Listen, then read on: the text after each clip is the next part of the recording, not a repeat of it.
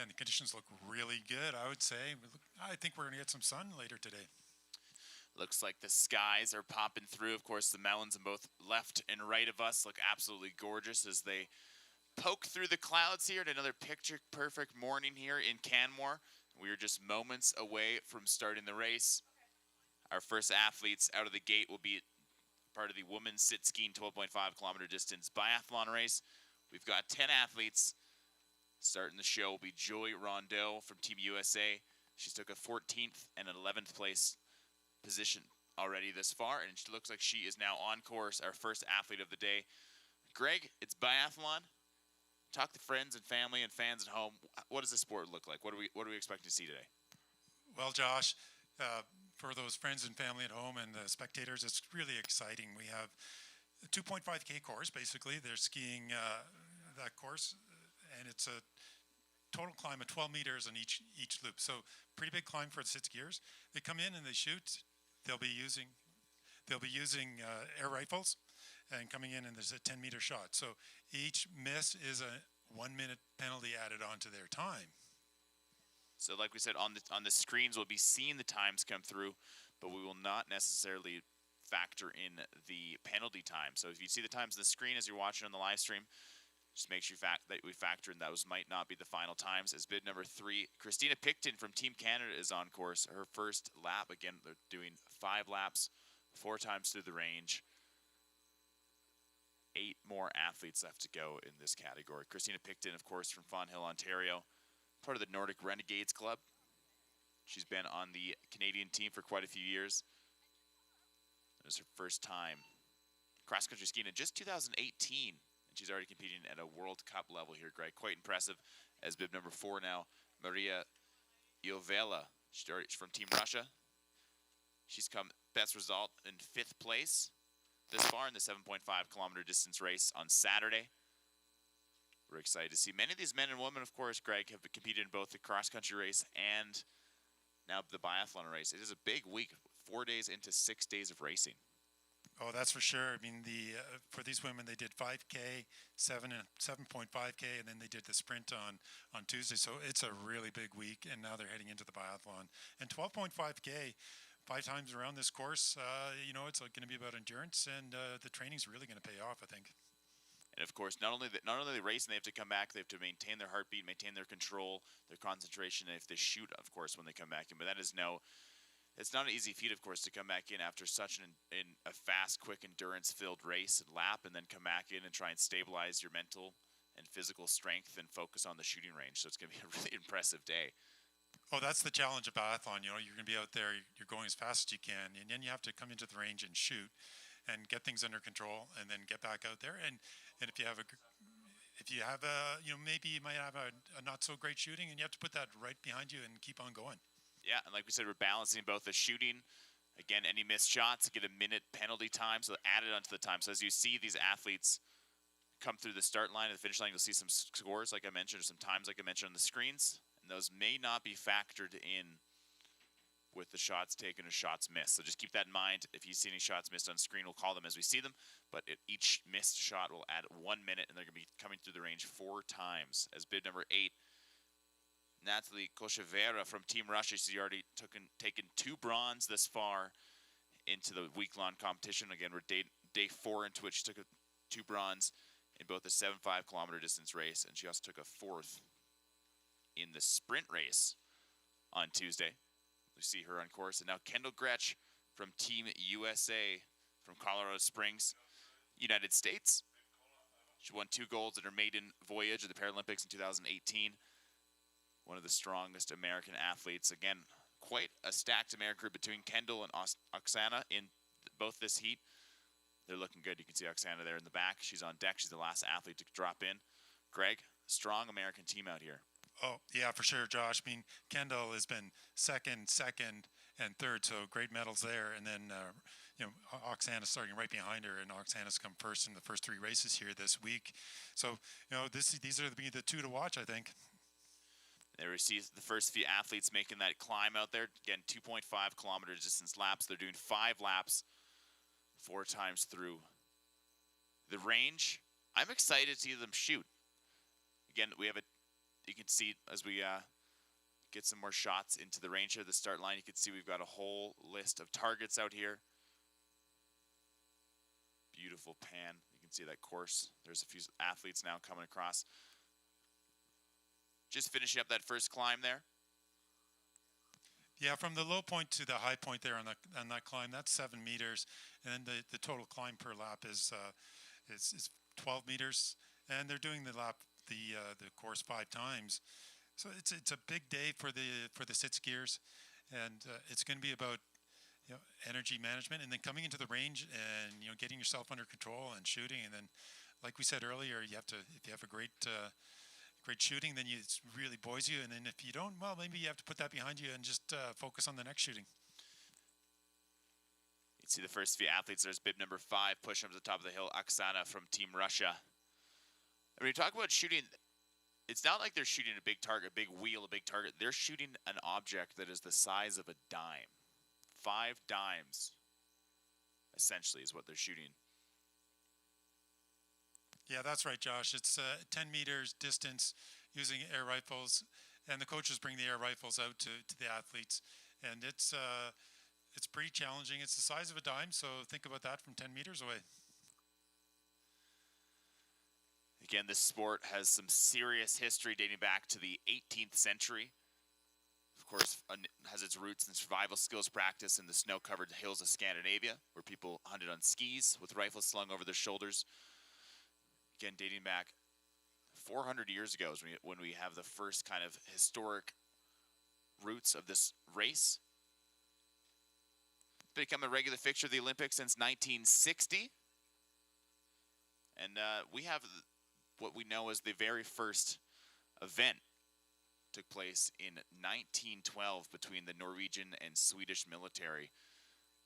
It consisted of a 70-kilometer cross-country race and 2-kilometer penalty lap for each missed shot. So quite a big roots, of course, in the Northern Europe, and we see a lot of the teams out here representing those countries. Of course, Russians, Canadians. We just saw our current leader, Oksana Masters.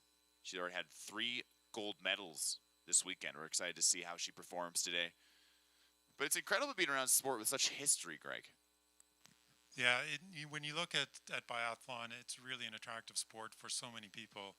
It's got a lot of things going on. We've got the shooting, and not only the shooting, but you're coming in and you're trying to get your heart rate under control. And there's the whole psychological aspect of it as well. We've got to deal with, like we said, a great round and maybe not a great round, and then keep on moving. That is right. There's a beautiful shot of the range as we wait for some athletes to come in there. You see the teams. Of course, each bib, you can see the guns poised up there. Each team, their coaches, their wax technicians are all there. And as we see the sit skiers coming through, of course, you'll see their team members will be carrying the guns and helping them set up. And then it's all on the athletes to get in position, get concentrated, focus. And that's when the next challenge begins. Yeah, the 2.5K course, Josh, is really interesting. I skied it a few times the other night. It's really fast. I mean, we had some rain last week, and then now we've had some snow. And of course, here at the Canmore Nordic Center Provincial Park, the grooming is really, really good. And so it's setting up super fast. Looks like we have someone coming in.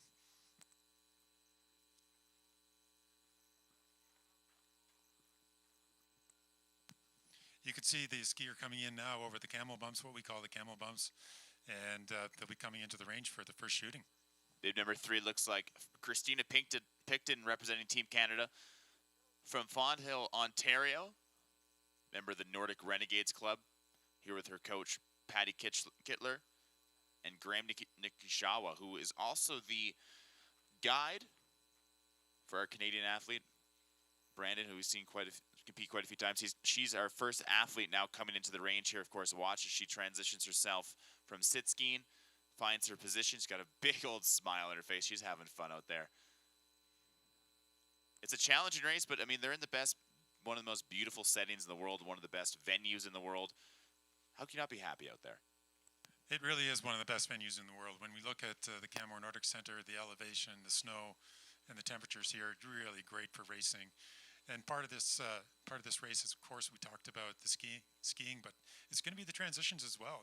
After you shoot, get yourself up, get going, and keep on going.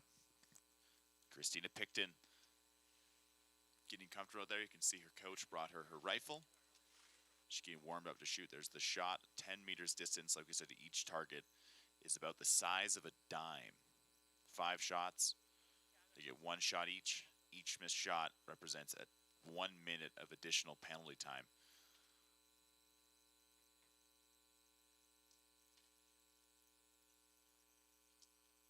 Again, warming up. Again, it's a mix of focus and speed here.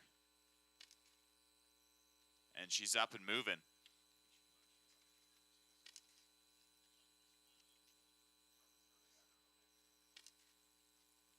So Christina Picton, she's off to the races.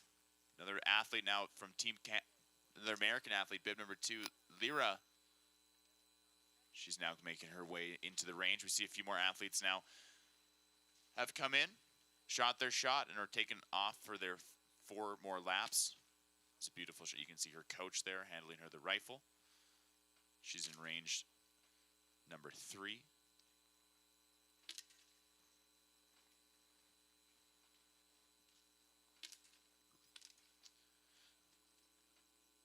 My bad, she's in range number 4, so first shot in.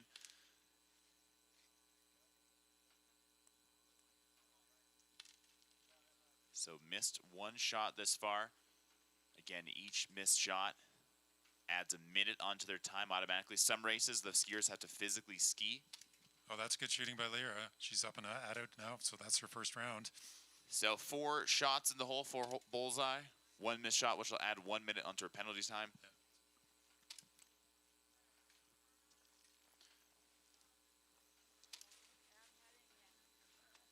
So poised out here.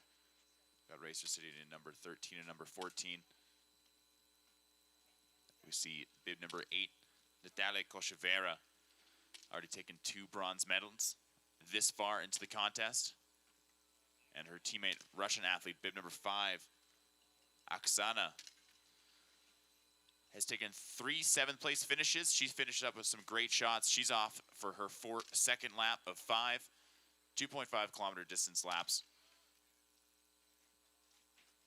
And here we are into the range. Greg, what are we looking at here? Looks like we've got Oksana coming into, let's see, lane 3 or 4. And number 10, we have well, Oksana Masters, number 10, coming in. Oksana also looking like a strong shot this far. She's nailed 4 out of 5. And look at that quick transition. She's right back onto the course. So there's that moment of it's a bit of a negotiation. How long do you want to stop and get yourself poised, get yourself calm in order to get that clean shot? But every second that you spend there relaxing is a second added onto the clock. So it's a battle between taking enough time to poise yourself and getting relaxed to be able to nail all 5 shots, but also keeping in mind the clock is always ticking. And at what point is it worth slowing down and not getting those minute-long penalty shots, or do you just get up and get out as quick as you can? Well, that's the whole challenge of biathlon, right? This is why it's such a big sport in the world, and these athletes are amazing because you have to put together the psychological and physical aspect of the sport to really make it work. So you see some more athletes heading into their second lap. That big hill climb right there, we can see them pushing their way through. That is not an easy climb. It might not seem as big of a climb on TV, but when you're out there skiing it in reality, that's a big push. Yeah, and the 2.5K course is pretty technical. They go out here on the Banff Trail. You can see bib number 4 heading out on the Banff Trail. And they do a little bit of a loop out there. And there's a couple of corners that are really, really technical. And we see this sit skiers just... Sometimes they stay in the tracks, sometimes they'll come out of the tracks. But I was out there the other day, and it's really fascinating to watch and kind of scary. They're going so fast around those corners. We've been blessed with some fresh snow, and you can see a little bit of little droppings of fresh snow in the last few days we've received out here. So, of course, adding to the complexity of the race and adding to the continuous equation of what wax do I wear, what skis am I skiing on. It's a constant constant deliberation between the wax techs and the coaches. As we see our first male competitors, there's bib number 25 making his way up the hill. That's Steve Arnold from Great Britain. Took a 12th and 9th place thus far into the contest. Again, we see some of these male competitors now. They're beginning their races. We'll see them start to make their way into the field. It's going to be quite exciting as the men's competitors make their way, because the men's and women's are, of course, racing not against each other, but on the same course. And so it's going to make for a busy, busy course out there. Lots of passing, and then obviously a lot of action will be taking place here in the range once they all make their way back in. We're looking now towards Daniel Knolson from Team USA. Beth finished so far as a 5th place in Tuesday's sprint race. And look at that. I mean, we're about to have potentially 25 athletes on the course at the same time out here, Greg, and you can already see them starting to pile up here on these big hill climbs. Yeah, for sure. And we talked about Steve Arnold from Great Britain earlier. He's had a really great race. And, the Great Britain team was here early, and I think they've gotten accustomed to it. And it's obvious that the wax technicians definitely nailing the wax out here today. You see these athletes, of course, there's so much more to going into this performance than just the athletes. We've got various coaches per team. Each team's bringing a few wax technicians that are obviously reading the temperatures, reading the weather, the wind conditions, everything that kind of builds an educated decision into how they set up these skis each day. And each race day can be different.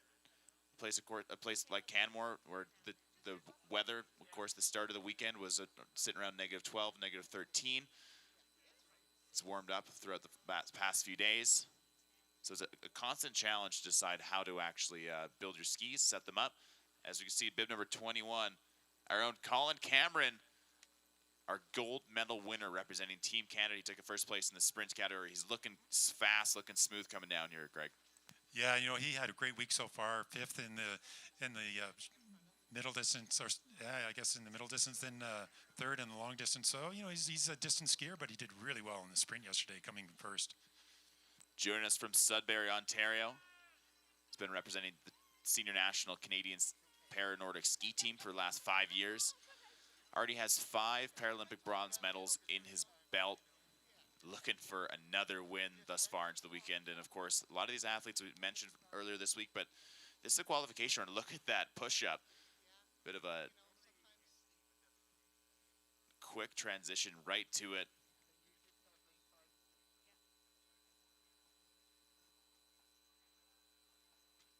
So he's in lane number 2, getting poised to make this shot.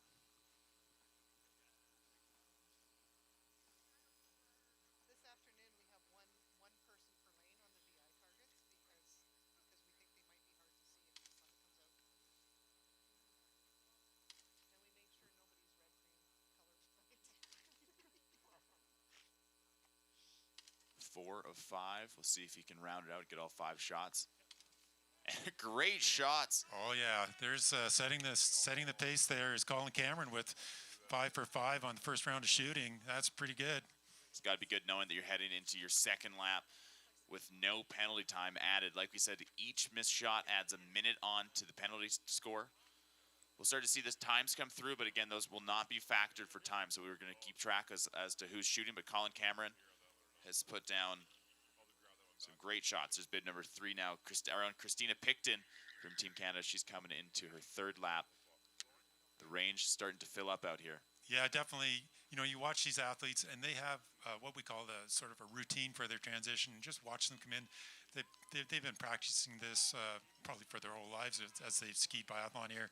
This is really great. They have to get in position, take a few deep breaths, relax, shoot, and like we said, get up and get going again really quickly.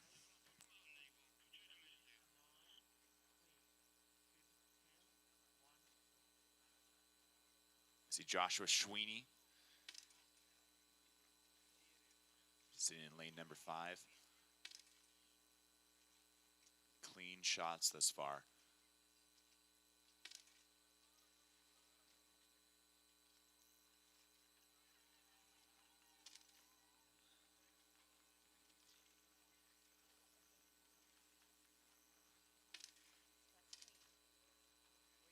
Joshua sitting 4 for 5 right now. He's got 1 final hit left to take.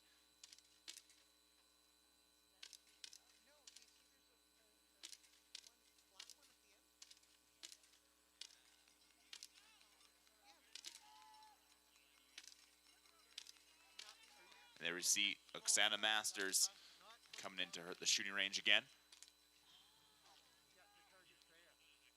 Put up your hand if you've got it. Oksana having such a great weekend thus far. Again, like we said, has already clinched 3 wins. She's hungry. She's one of the most decorated Paralympic athletes in the world, competing in both the summer and winter Paralympics. She's lining herself up. So now you've got somebody on 6. And you'll have to wait till they get up to get their bib number. See next to her bib number 24, Brian Price, her teammate. In lane number 7, Oksana sitting in lane number 6. Go right in him until they're done. Just a good shot of her And now you've got lane 5. getting warmed up. Of course, we can see that the sit skiers taking different techniques. Some are on their side, some are on their belly. Their coaches down there helping them, setting them up. Of course, the guns stay with them. They do not travel. A great shot, Oksana Masters. Clean 5 shots, Greg. Yeah, that second round shooting clean. That's really setting the standard here for today for the women's sit ski. And heading out for her 3rd lap now. For sure, it's going to start. Start feeling the distance at the 3rd, 4th lap, and finishing it off with the 5th. This is a tough course. Are you looking on lane 5? So what do you see? Okay, so the only thing you're missing here? So the only thing you're missing here is the time. See from Team Russia, Alexei Binocek. His first contest this week. Seeing quite a few athletes, like I said, do all the cross-country races and all the biathlon races, but some of these athletes are sport-specific. Alexei, again, his very first race this week. We see him just here competing in the biathlon. Yeah, that's the same with cross-country. We have some athletes that just specialize in cross-country, and a lot of them do compete in both. We have our very own Mark Arenz as well, who competes in both, and a lot of the women too team as well.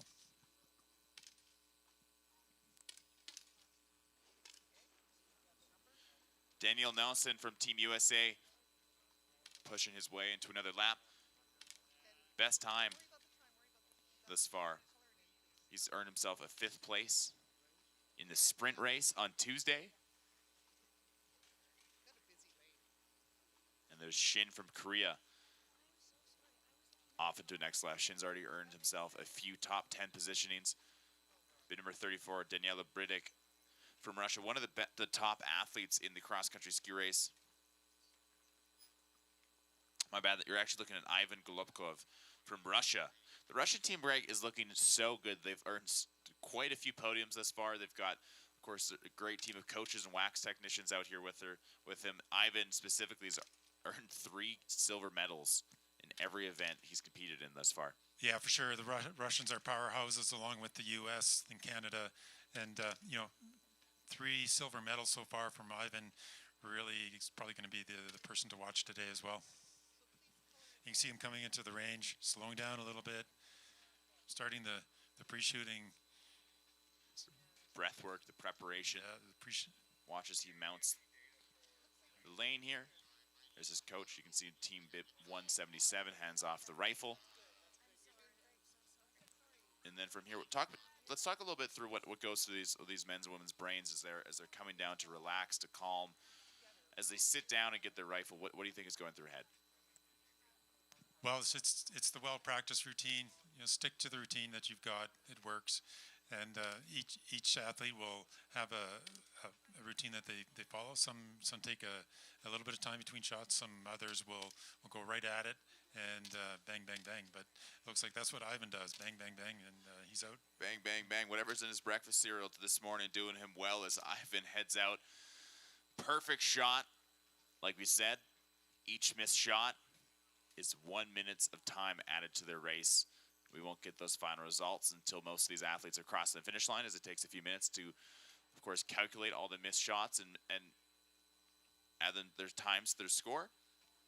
Yeah, we can see some athletes going out on the Banff Trail there and behind the results. So there we are. We've got some interesting times up already.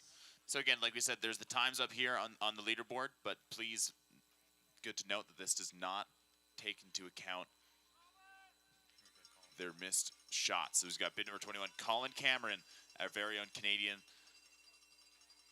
taking a gold medal thus far on Tuesday's sprints distance. He's looking strong. Like we said, he did a great, he's shot clean thus far. I love the way he gets onto that mat there. Such a strong entrance. Colin, lane number 2. We saw him shoot very clean last time around. Also earned himself a bronze in the 10-kilometer distance race. Well versed in both the sprints and the long distance category. We're expecting him to do quite well. He's one of our favorites of the event thus far. This is Colin Cameron. And he's up and off. If we see a shot of that. Looks like not as clean as the last round, missing 2 shots. But hey, he made up for it in run number 1. The lane is cleaned out. Colin Cameron's off. So again, maybe not every lap is going to be your hole-in-one, your bullseye.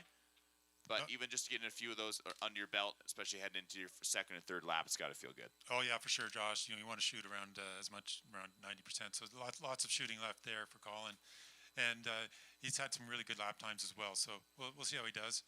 It gets tiring as we get into the race a little bit, and we'll see how he makes out on the third and fourth shooting as well. There we see Ivan Golikov from Russia. 2 silver medals, 3 silver medals that is thus far into the week. Again, another podium contender as we see just ahead of him, bib number 2 belongs to Lear from the US. Lear's also had a handful, 3 top 10 finishes this week. I love this shot. Look at the beautiful mountain range for Canmore popping through. You can see how many volunteers and athletes, and of course their coaching and support team, really takes to put on this World Cup here. Oh, I think there may be 200 volunteers out here today to put on this biathlon Paranordic event today. I mean, it takes a lot, and then the number of hours, it's probably 10,000 hours to put on a World Cup race on. So it really starts about actually 3 years before we even get here. There we go. We got a great shot of 4 men coming into the finish line. Not the finish line, back into the range here. Like we said, 5 laps. This is a 12.5 kilometer distance race, and is not an easy course out there. The maximum climb, if you look to the left there in the screen, 14 meters of vertical climb. They're heading up. There's bib number 10, Oksana Masters, coming in. It's going to be a busy shot here from the range once they all make their way in. And as we see our own Christina Picton from Team Canada heading into her next range. You can hear some bells, some whistles out there. The Canadians are out here to support Oksana Masters, rounding that final bend into the range. Yeah, Christina's had a good race so far. She's coming into, looks like lane 2 to do some shooting. Coach has the rifle ready. See how she does. But this is definitely a busy round. We have a lot of athletes in the range right now. Pretty exciting here for the folks on site, and hopefully for the folks at home as well. Yeah, everyone's shooting almost right now. And we see our current World Cup leader, Oksana Masters, both summer and winter Paralympian. Her coach there handing her her rifle. She's in lane number 6. What a beautiful shot there. Like I said, it's a busy weekend out here. It's a traffic jam, you could say, here in the range. Yeah, this is the Canmore traffic jam, Canmore morning traffic jam. Right, the most traffic you'll get in Canmore is right here in the pretty much, the Nordic range. It's one of the best places in the world if you want to hang out and ski. There's 30. It looks like Oksana just shot clean and is on her way out of the range. So that's I believe the third round for her. We have Shin from Team Korea making his way. Again, also another great competitor out here. The Korean team looking very strong. Quite a few athletes have joined us, jumped on that Air Canada flight and made their way out here. Shin's already earned himself 3 top 10 finishes this week. Quick little look at his time to see where he's shaping up here. Again, these athletes have 5 laps. The men head into their second and third laps, depending on when they started. The women looking ahead into their third and fourth lap. They join us in the range 4 times. In the 5th lap, of course, they come right into the finish line. Here's bib number 30, Shin from Korea.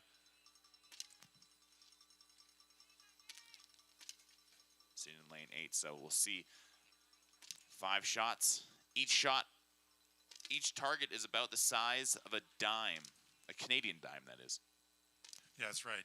And you can see Shin here. He's really nailing it here. And definitely, he's in the groove. That's bib number 30, Shin from Korea. You can see how quickly he's up and out, and back on the course. So that's a great round for Shin. Of course, a lot of the biathlon athletes actually take the rifle on the course with them. The para athletes, they leave it in the stands there. Their coaches help them out once they land onto the mat there. They're coming to help them set up. One of the current leaders in the world ranking, Ivan Golubkov from Team Russia, coming into what must be his 3rd lap by now. 3 silver medals thus far into the week, Greg. Yeah, Ivan's doing really well. Second in the middle distance and second in the long distance, and really did well in the sprint on Tuesday as well. You can see him just slowing down, getting into his routine, getting ready to shoot. And we saw Ivan earlier come in, and that's what he does. He takes his time, then he gets set up, and then we'll see how quickly he can make this happen.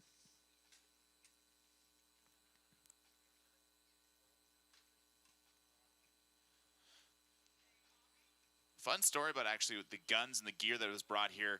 Of course, our neighboring province, British Columbia, having some devastating floods over the last few weeks, and have actually cut off some of the major laneways to get the guns and all the biathlon gear. And of course, our friends Air Canada stepped in real quick, helped us out, met us at the Vancouver International Airport, and was able to get the guns and all the technical information we have for this race out here. So huge shout out to our partners at Air Canada for really stepping in. And of course, we would really, thoughts are out to the families in Abbotsford, Merritt, Princeton, and the other affected areas of British Columbia right now dealing with those floods and infrastructure issues. But we cannot thank our partners at Air Canada enough for actually just stepping up, making sure all the athletes and gears out here and making this event happen.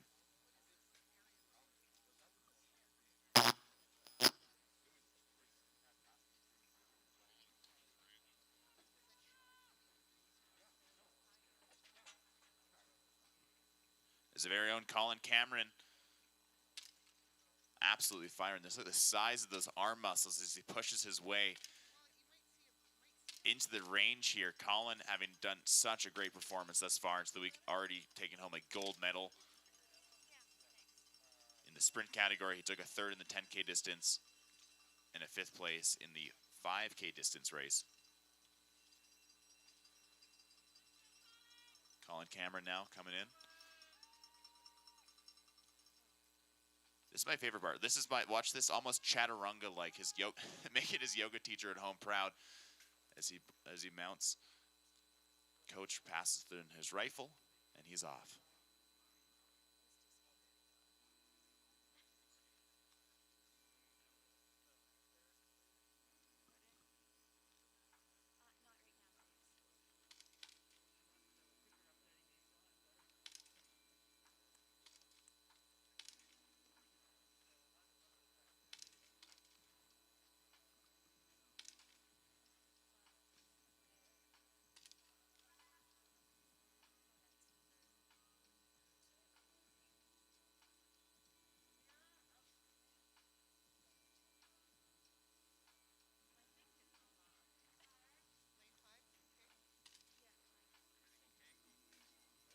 Some great shots by Colin Cameron, putting down 4 of 5. And Colin's off. Again, just 1 or 2 more laps for both these men. The women we should start seeing come into the finish line shortly.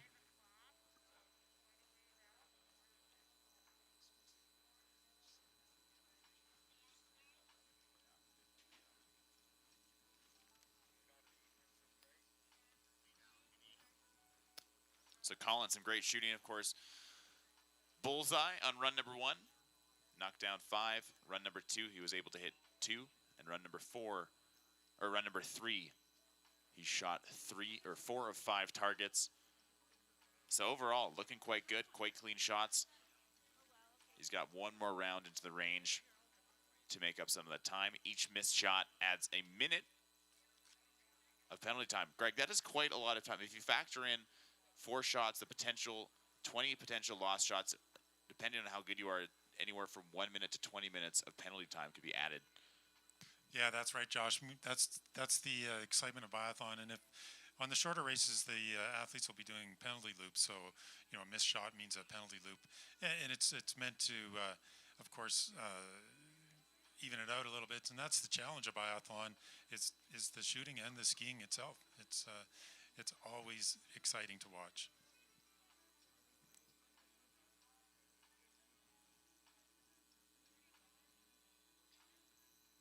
And I think we're going to end up with, again, sort of a traffic jam here in the range.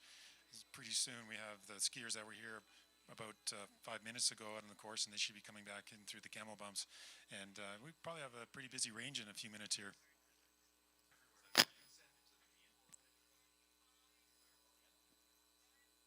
See Scott Mennett from Team UK coming into the range.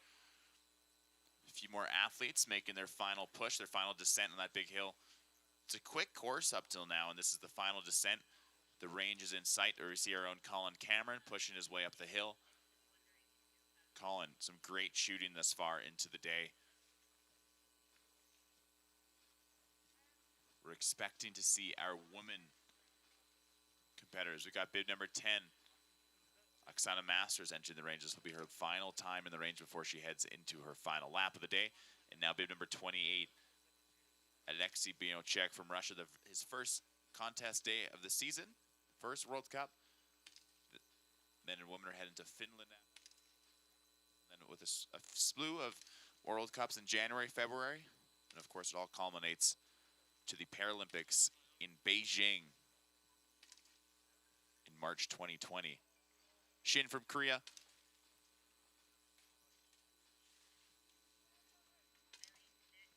Right behind, coming now into this final section.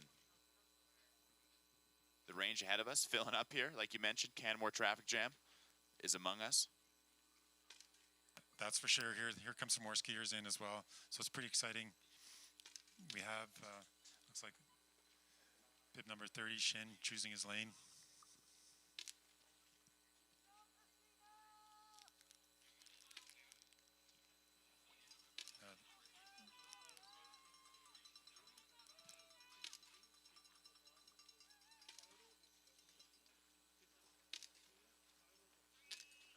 A lot of history here in biathlon. Biathlon, of course, stems from the Greek word of two contests, seen today as two sports of skiing and shooting.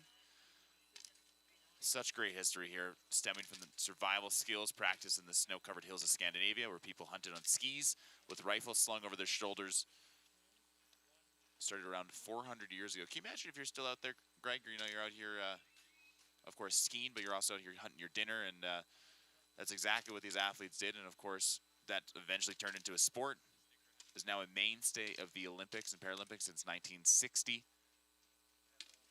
I guess the penalty is basically if you miss your dinner, you get to go do some more skiing. Yeah, not only do you do a lap, you're going home hungry. Yeah, for sure. And of course, our first documented race took place in 1912 between the Norwegian and Swedish military, actually, who set up training rounds. They did a 17-kilometer distance race with 2 kilometers of penalty laps.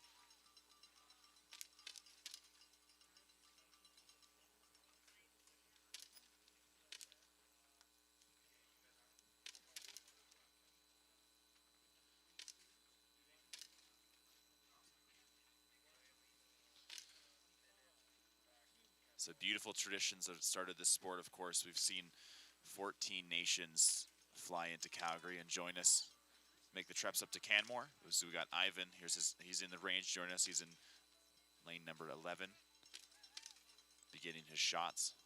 You know, Ivan's had a really great week, like we said earlier. You know, silver, silver, silver. So we'll see how he does here. And he's shot clean so far, I believe. Clean shots as far. Again, he's into his final time in the range here. He's looking strong. Has 4 of 5. There he goes, cleaning out 5. Bullseye for Ivan. Yeah, he's definitely in a groove today, and maybe setting himself up for a great weekend here as well. That's Ivan Golovkov from Russia. There he is, heads out. Just a few more laps left for these athletes. The women are into their 4th and final lap. Ivan pushing. There's a little bit of descent as they round the bend. And we see bib number 1 as well, Joy Rondo from Team USA. She's also finishing her time up in the range.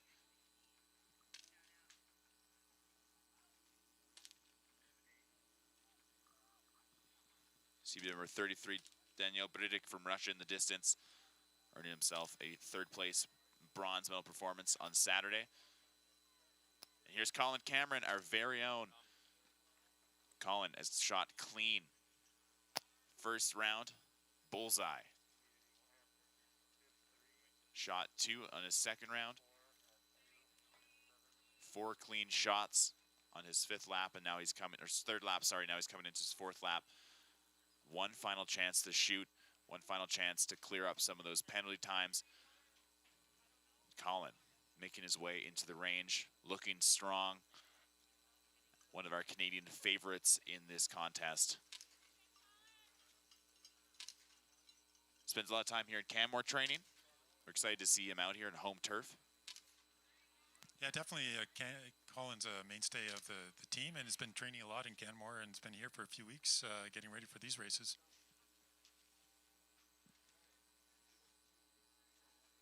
I'm just looking out on the course there, Josh, and we have a lot of skiers going back out on the Banff Trail. Going up that big climb, it's about 12-meter total climb on that hill. So we're going to have that traffic jam coming in again. And here's a beautiful shot of Colin. This is final opportunity to shoot clean. Looking good thus far. He's got 3 of 5 shots clean. There's the 4th. Can he round it out? The dime is shooting the target the size of a dime, and he does it. Colin Cameron. He's back up. He's moving. No time spared. Colin has shot so clean. So if we look at now, unofficial, of course, but Colin on run number 1 and run number 4 shot completely clean. Run number 2 was able to hit 2.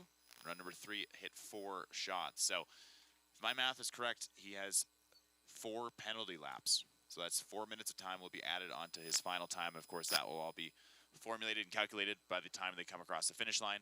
But that's what we're looking for Colin Cameron. So some great shooting out of that young gentleman. Yeah, definitely Colin's done well today. We'll see how he does. He's a fast skier too, so we'll get some ideas on the time coming up. But Ivan Golubkov has shot clean so far, and he's got one more round to do. So we'll see how that works out.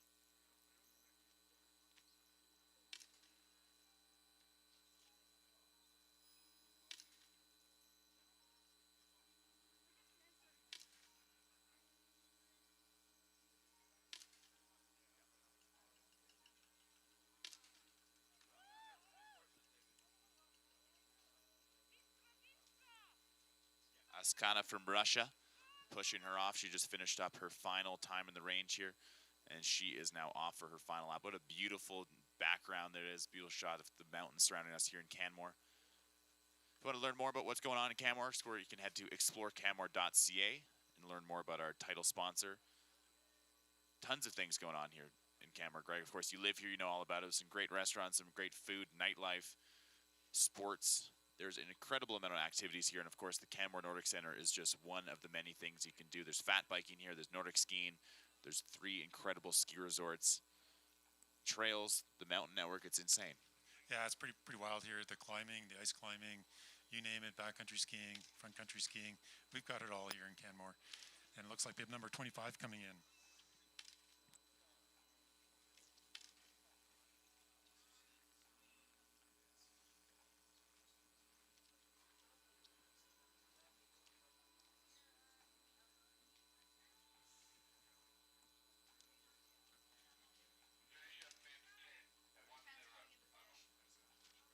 And ladies and gentlemen, looks like our very first athlete coming to the finish line here. Bib number 10, Oksana Masters, representing Team USA, both summer and winter Paralympian, crossed the finish line. A great performance. Again, we will not have live times immediately as we need to factor in still her penalty scores from her shots. But we expect her to finish well, as we've already seen her put through 3 gold medals thus far into the weekend. Yeah, definitely. She's had a great week, and that's a really good time for the 12.5K biathlon. And she shot clean, so she's going to be the time to beat.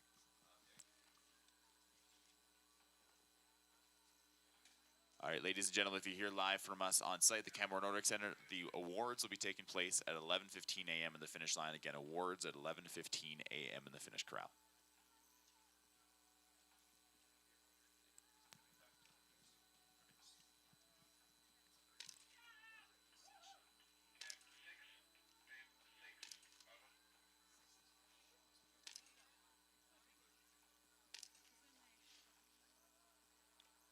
Here's bid number 30, Shin, finishing up. And it looks like we got bid number 6 coming to the finish line. Maria from Russia. She's taken a second place on Tuesday in the sprints. And 2 fourth place positionings this far into the event. She's looking very strong. And back to the decline there. We got bid number 34, Ivan Gulpkov from Russia. He's trot clean thus far into the race. One of the top contenders. Of course, putting Colin Cameron in a battle.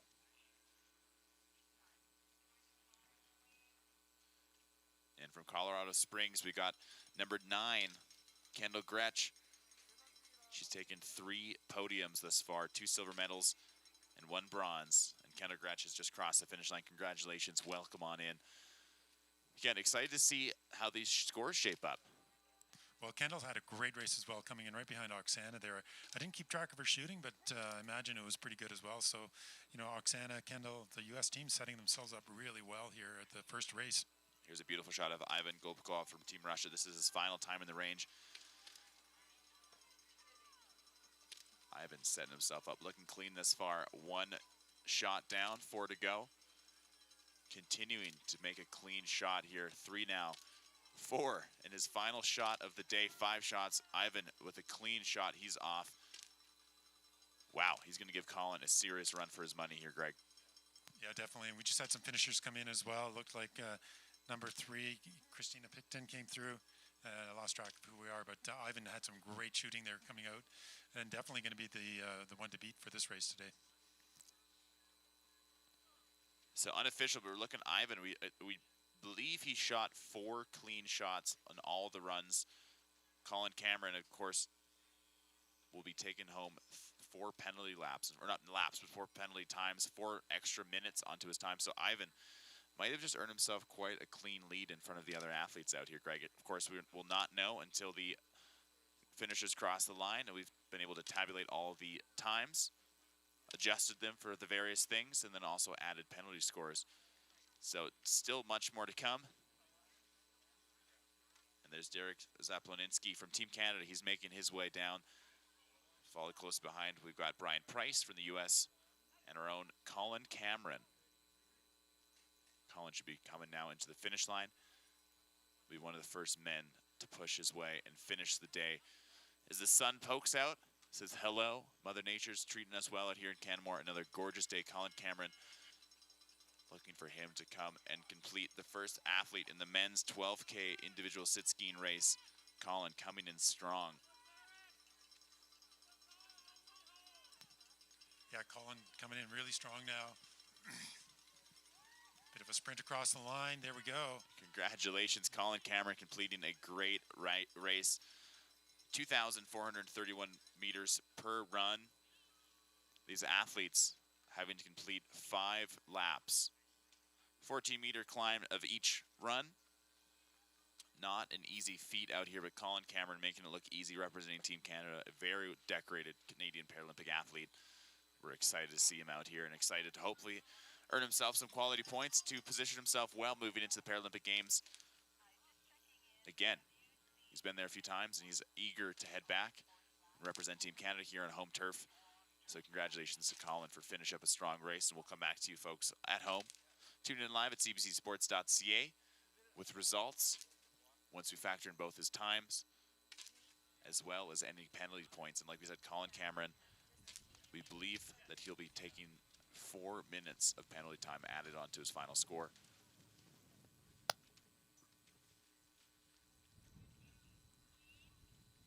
Yeah, we'll start getting some times up in a little bit here as the race starts finishing. And again, I think we're going to have a bit of a traffic jam. Right now, there's a lull as we have most of the skiers out at the far end of the course doing the hairpins out there and those really sharp corners. They should all be coming through at the same time over the camel bumps here. And someone will be finishing, of course, but we'll have some more people coming into the range and choosing a lane and making their shots.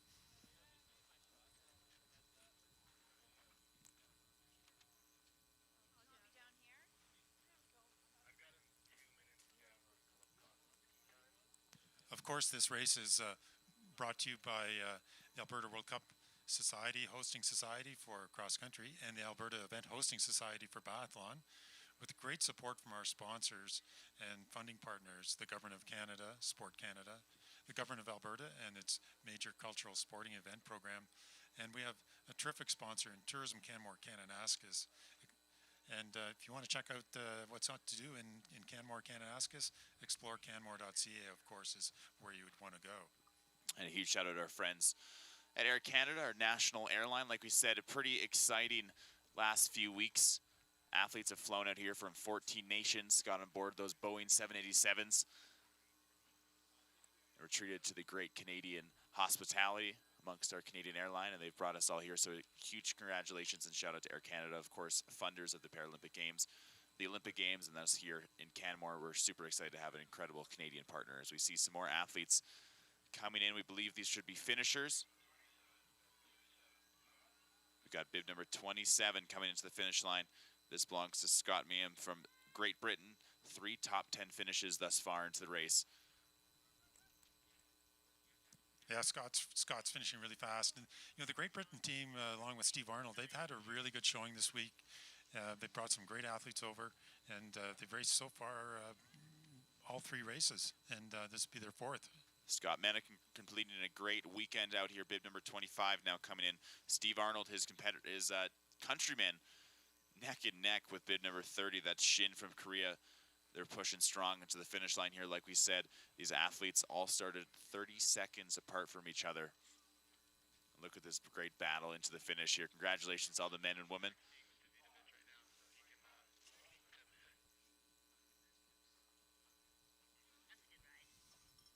Looks like Shin will be completing the race just ahead of Great Britain's Steve Arnold. Final push now coming across the line. Congratulations. There's a beautiful shot of them crossing the finish line. It's quite a battle out there as bib number 5 now coming to the finish. Azkana from Russia. She's earned herself 3 7th place positions. Not easy to come out here and complete these races. And of course, congratulations. Very impressive for all these athletes to be able to notch some top 10 finishes as our athlete from Russia coming across the finish line. Congratulations. 2 more now coming in. Here is the traffic jam we mentioned. Bib number 29 and bib number 32. That is Alexander Devich from Russia and Aaron Pike from Team USA.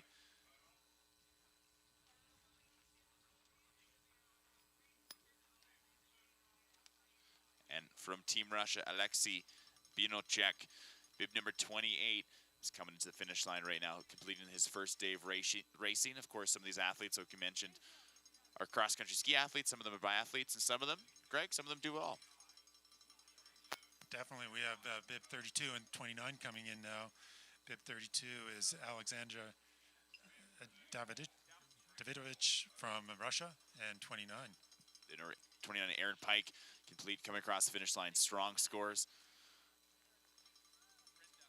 And our current leader, Ivan Golovkov from Russia, who shot clean thus far into the competition, just crossed the finish line as well. So we're excited to see where these times come out.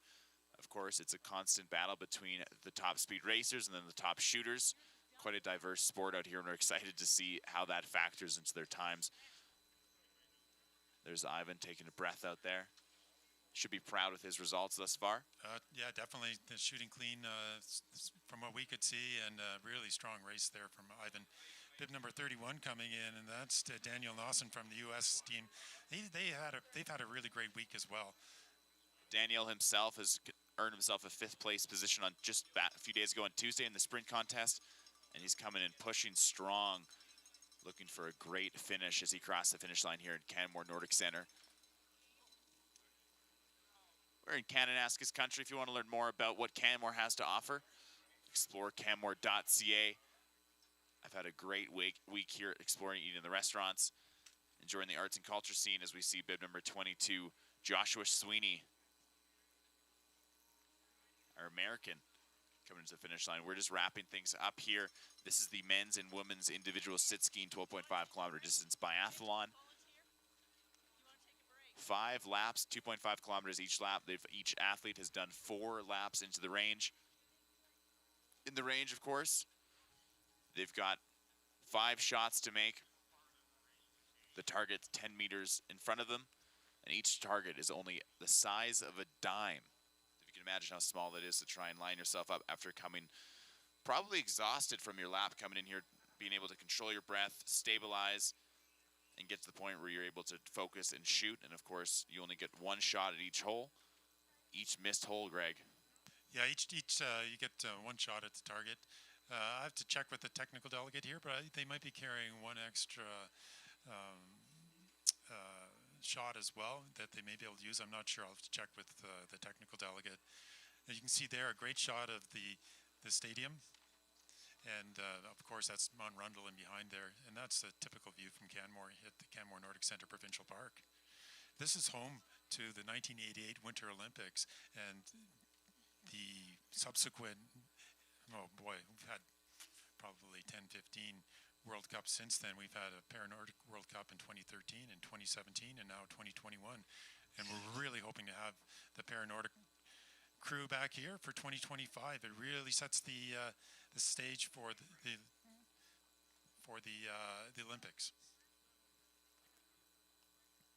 Yeomin Woon from Korea coming in to finish up his day. He's competed 2 days this far, having great 20th place in the 5 kilometer distance race on Saturday and taking 7th place in the 10 kilometer distance race on Sunday.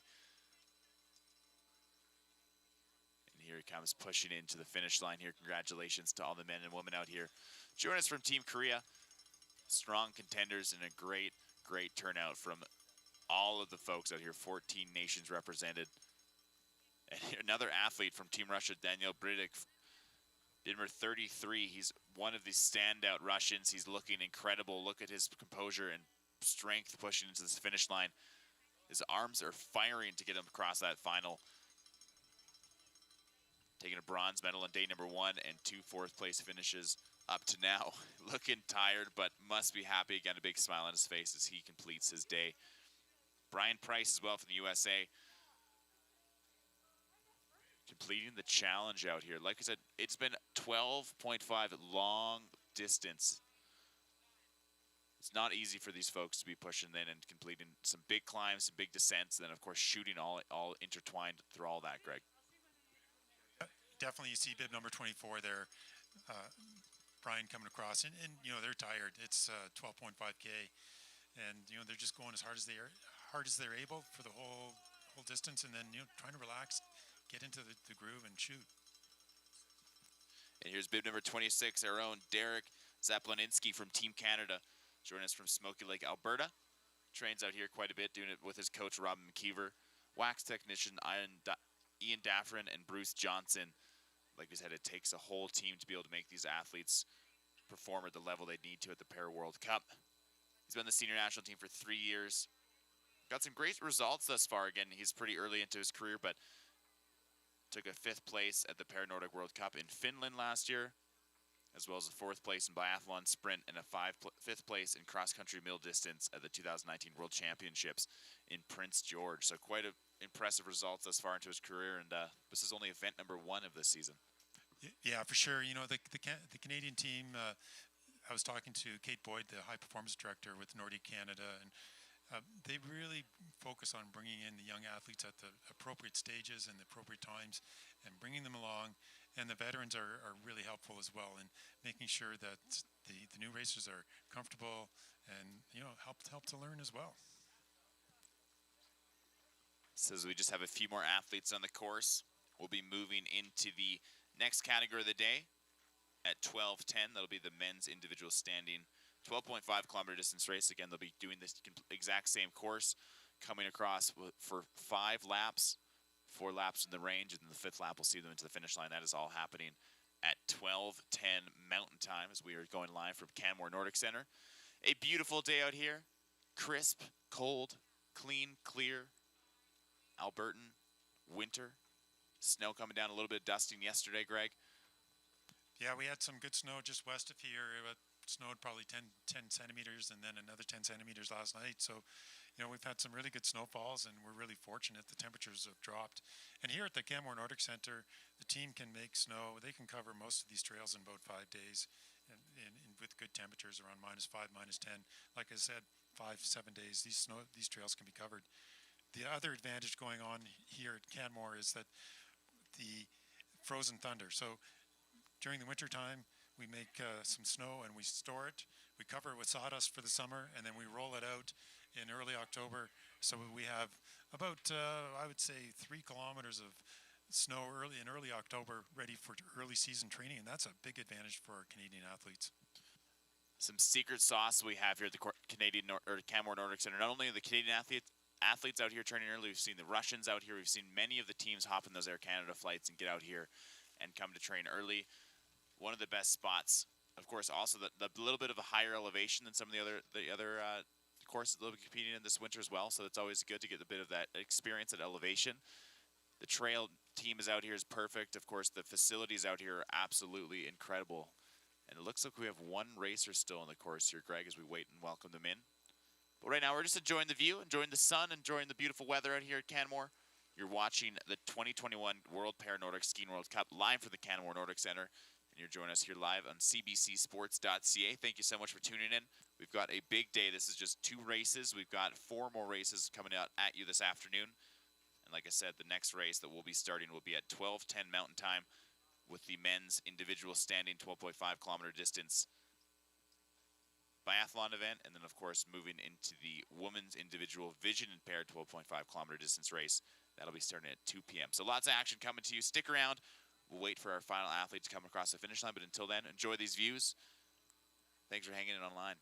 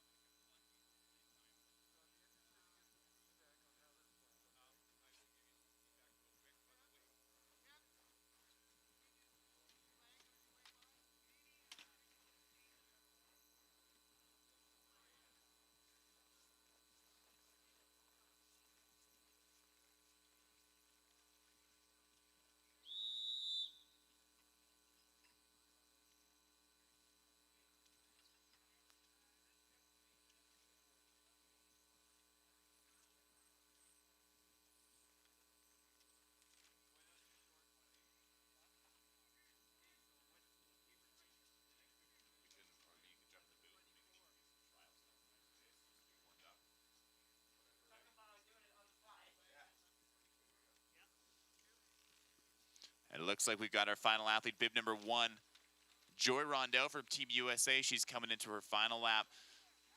It's not easy out there, Greg. 12.5 kilometers. These are hard climbs.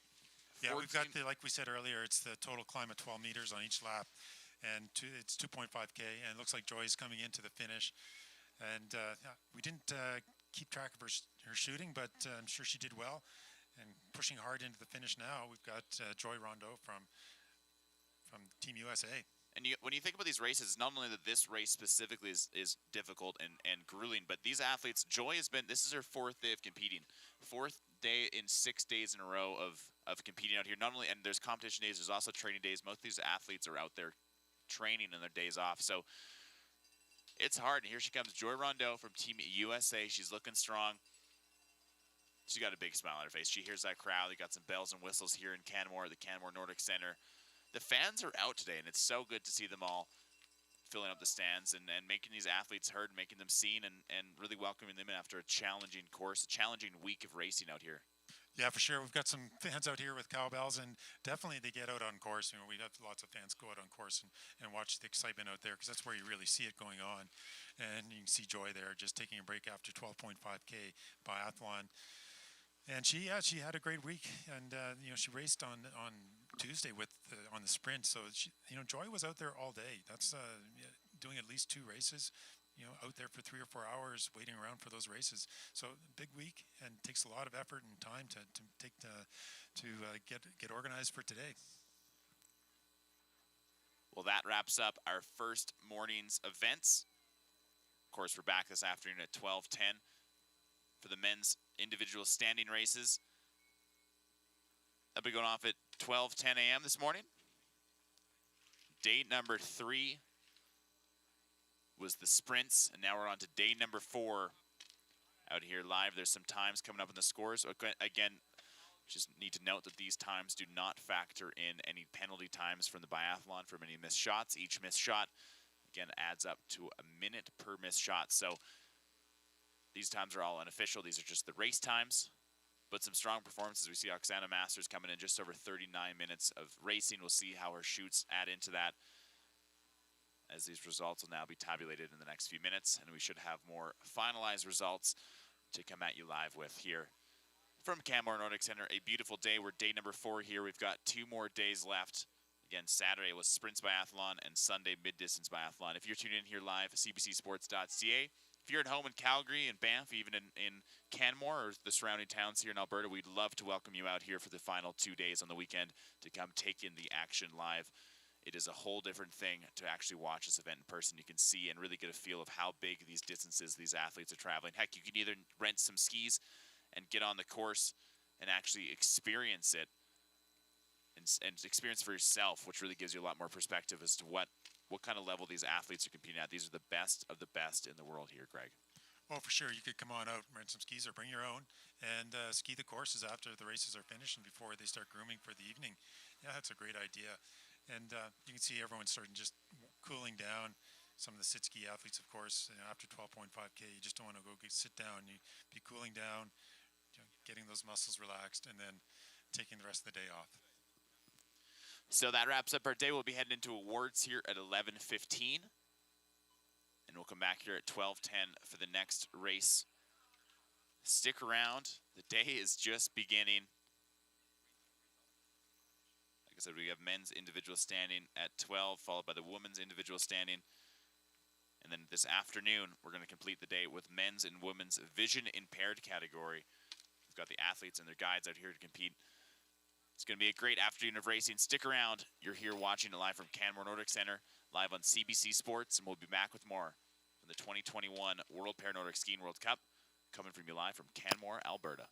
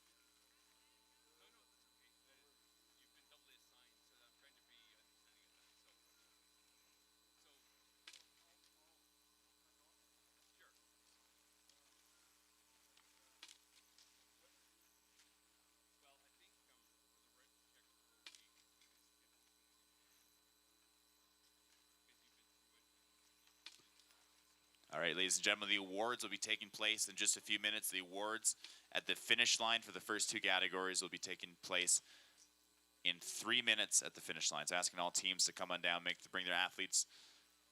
Make sure you're in the awards for 11:15.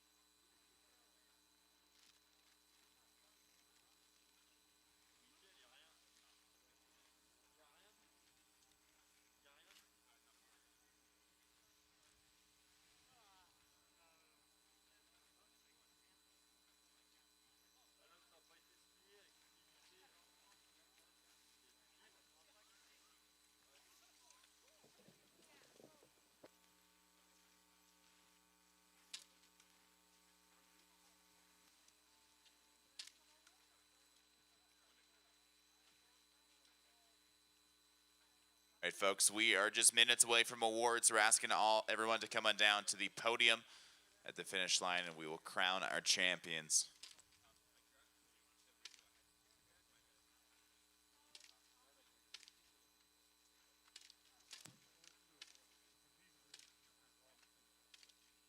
We need to use this one for the. Sorry, that's because that's a mic that Greg uses for now. So either way, I can leave this one down here if you want, or whatever you prefer.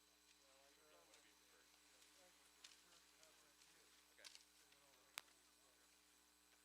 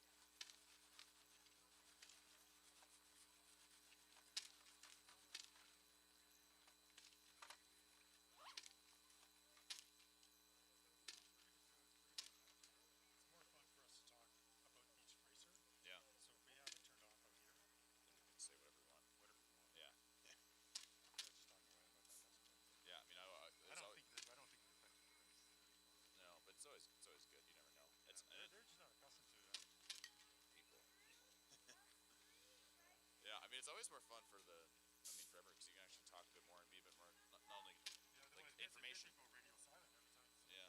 You can also be a bit more like critical maybe than you would, or like talk more about exactly what you're seeing as opposed to.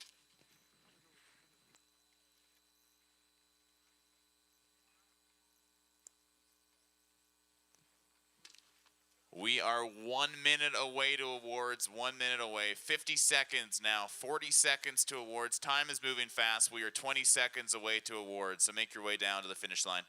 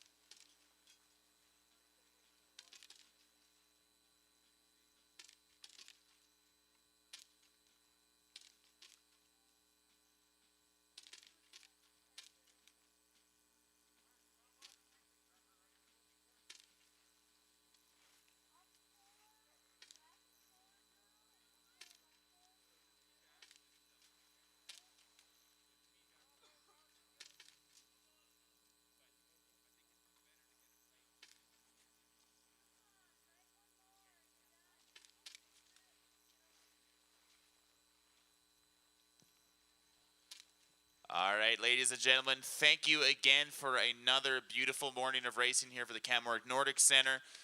We're super excited to get the awards going and crown our champions. So if you can hear us, please make your way down to the finish line, and we'll get things underway. We're super privileged to have our own mayor of Canmore here, Sean Krausert.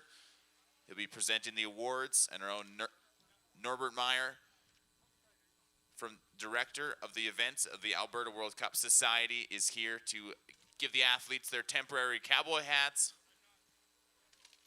We're going to start with the women's sit-skiing individual biathlon. And it looks like we are ready to get things underway. So please welcome in third place from Team Russia, Natalia Koshevera.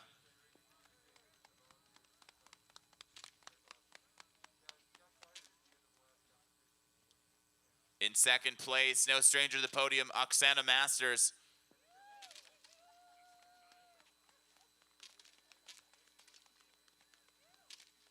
And our champion, claiming her first win of the weekend, Kendall Gretsch from Team USA. All these athletes are taking home a hand-blown glass medallions made by local artist Nicole Tremblay.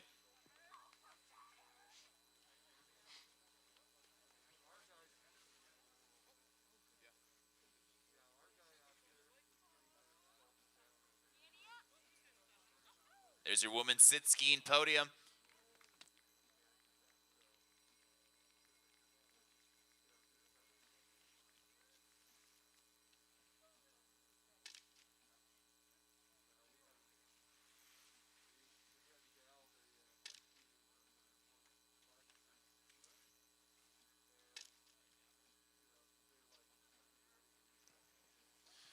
Now moving into the men's sit skiing individual biathlon races. In third place from Team USA, Aaron Pike.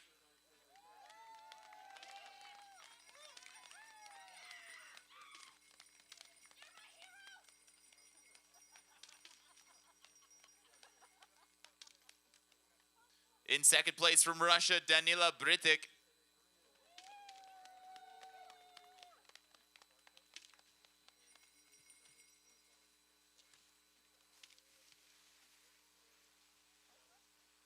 And your winner from Team Russia, Ivan Golubkov.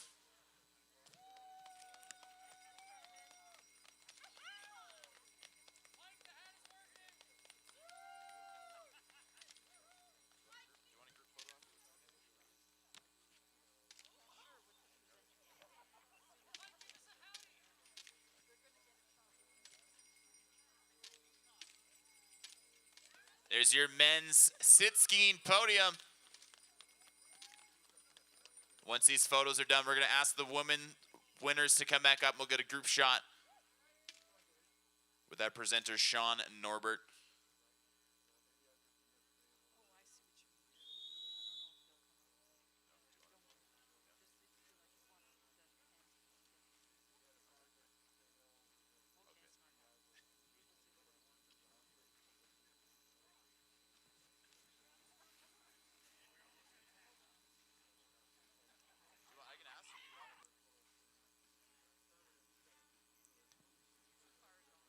All right, thanks everybody. We'll be back at 12:10 for more racing.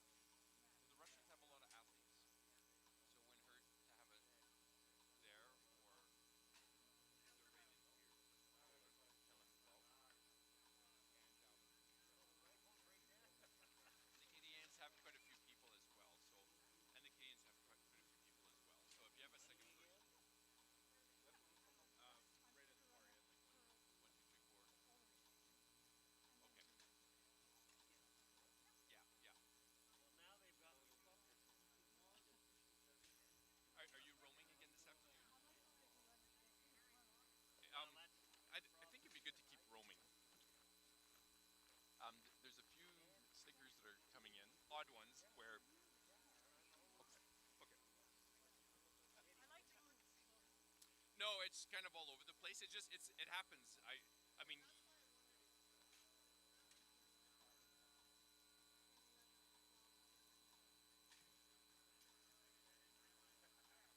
It's kind of useful to, but or you keep roaming, and when there's an area where there's a bunch of athletes, you just kind of go and. Oh, okay. Okay. Okay. Okay. Okay. The main thing is we didn't have any corrections, and there were no protests about the results. Okay, so let people know everybody's doing great. There was no protests about the results, which means it was all accurate, and that's the main thing. So between the three lines, we had all the data we needed to make good. There's just sometimes people were confusing a bib and a lane number, for example, which I've done. I know because I've done it many times. I've worked for Brenda, and yeah, yeah. But and it tends to happen when there's two or three people, and you don't have a chance to double check. But that's why, again, we have three lines of stickers, so it's. It won't be a problem this afternoon if they start a good 41. That'll help. Always thinking this woman.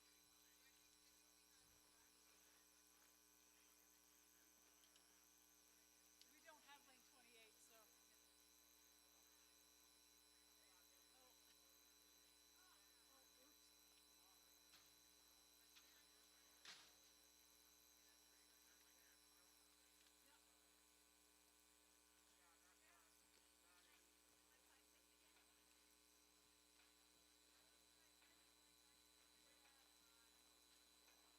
Oh, oops. Yeah. Brenda, aren't you the doctor pay? I mean, that's what happens out here. Oh, we've doubled Brenda's salary. Doubled? They doubled their salary. Yeah. What? So they, What union are you in? The original IR, the one that was here in 2017, if people screwed up, you would have to owe them a bottle of scotch. oh, that adds up pretty fast. That's pretty dear. That was Joe Bajan. So, camera person, I don't do that. What do you want? always don't want me up there. He doesn't I'm like in your Scott. way. I love scotch. That's why. Now, the deal is, if any of the volunteers screw up, then Bernie owes me. Yeah, because I'm just deputy. I just regularly I'll set the limit at 10. If it's over 10, then he owes me a bottle. Yeah. Catch a ball. Okay. But it's mostly at the end. Never 10 past. Okay, well then take me out when it's getting. Or I'll try. I'll try and remember. Thank you. I just. Good to know. Yeah.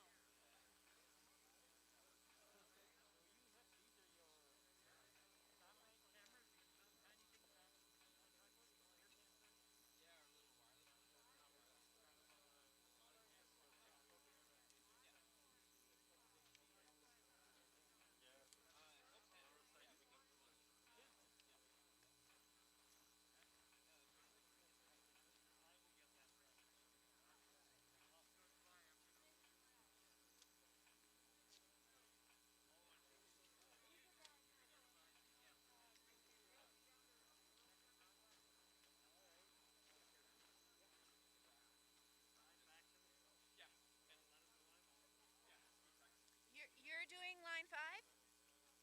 5 and 6? No, it was just. You're a 6. Okay. Okay, and you're 5. So you met them? They're Yes. in lane 5. Okay. Yes.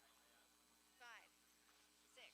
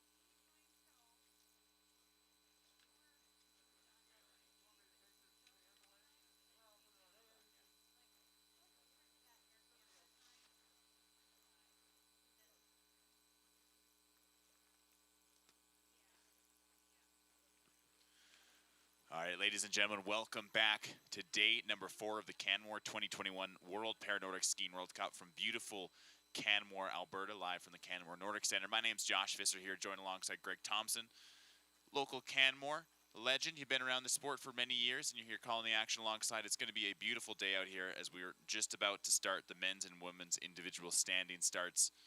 What a gorgeous day here in Canmore. We're super excited to be out here and, of course, learn a bit more about what Canmore has to offer.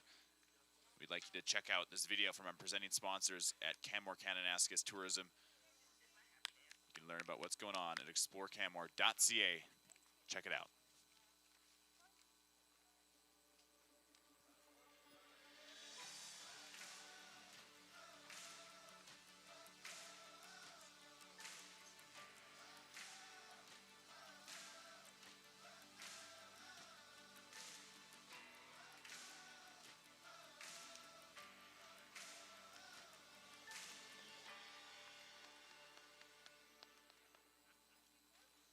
Huge shout out to our sponsors, Canmore Kananaskis. Of course, learn more about what's going on here in Canmore at explorecanmore.ca.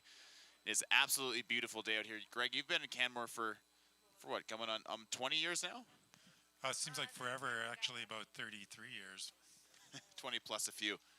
Plus a few years. It's beautiful out here. I mean, like we're looking at the scapes, the mountain scapes, the glaciers, all kinds of skiing, fat biking in that video, all kinds of activities out here. And it's a beautiful day, and we're super excited to kick off our afternoon's activities.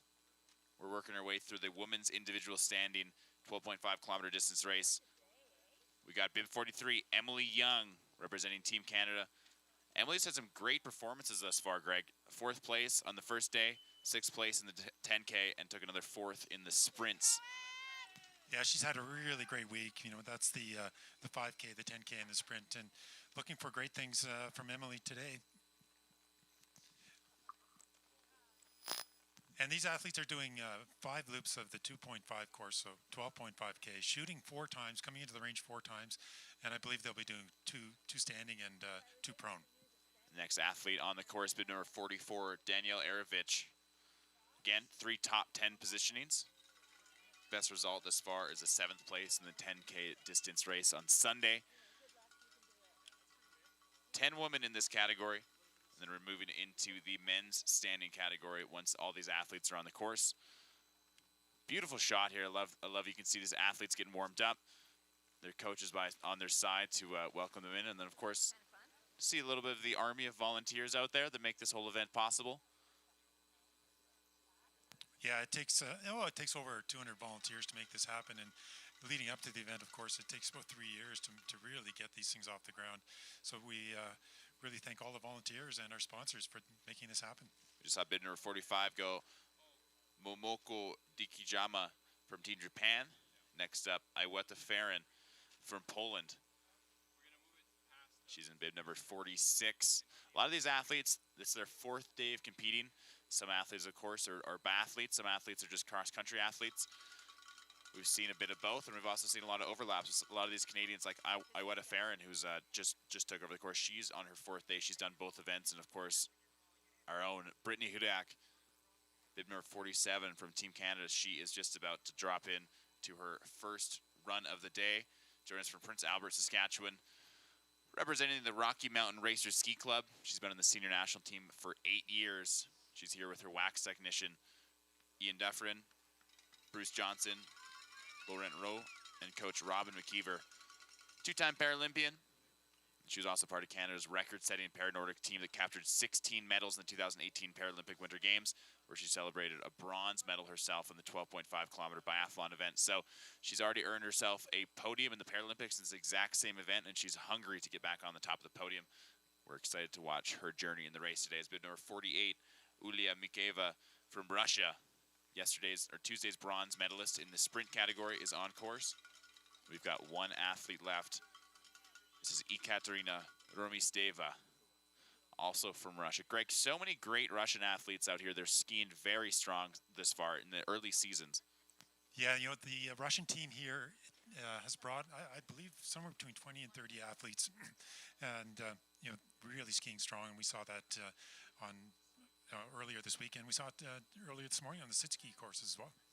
Yeah, quite a few athletes taking home some podiums for Russia on the sit skiing event. And there she is, Ekaterina Romesteva is the last athlete in the women's individual standing 12.5 kilometer distance race to take on the course. As we look out there, we see a few of these athletes making their way onto that big hill climb. Quite a challenging course, 2,500 meters, 112 meters of total climb. And like we said, they're doing this 5 times. Right, you can see that skier. We don't have her bib number, but that skier is heading out on the Lillehammer course, the Lillehammer Trail, and then it's a pretty good climb coming up there, and then switch over to the Salt Lake, and then they come back in on the Albertville Trail. So these are all trails named after, of course, the Winter Olympics.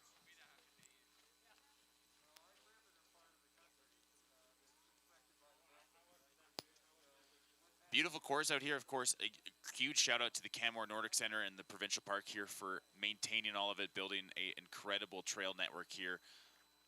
Both you and I have had the opportunity to ski some of this course. It's moving fast right now, and like we said, it's been a little bit crisp. It's around -3, -4, but early in the week it was sitting around -13, so temperatures have definitely changed, adding some complexities. But as we talk about the temperature and the conditions out here, how are these athletes actually preparing their skis and preparing their day with their wax technicians and their coaches before they hit the race? Well, you know, the wax technicians, of course, they're considered to be like the gurus of sport. They put them in a small room, and then they come out and test the skis and test the waxes. And boy, they generally been hitting it right on this week, both in the classic and free technique. Today's race is a free technique, so it's really going to be about the glide on the skis. And you can see our skiers going up those hills and coming down those hills. It's really important on the glide today.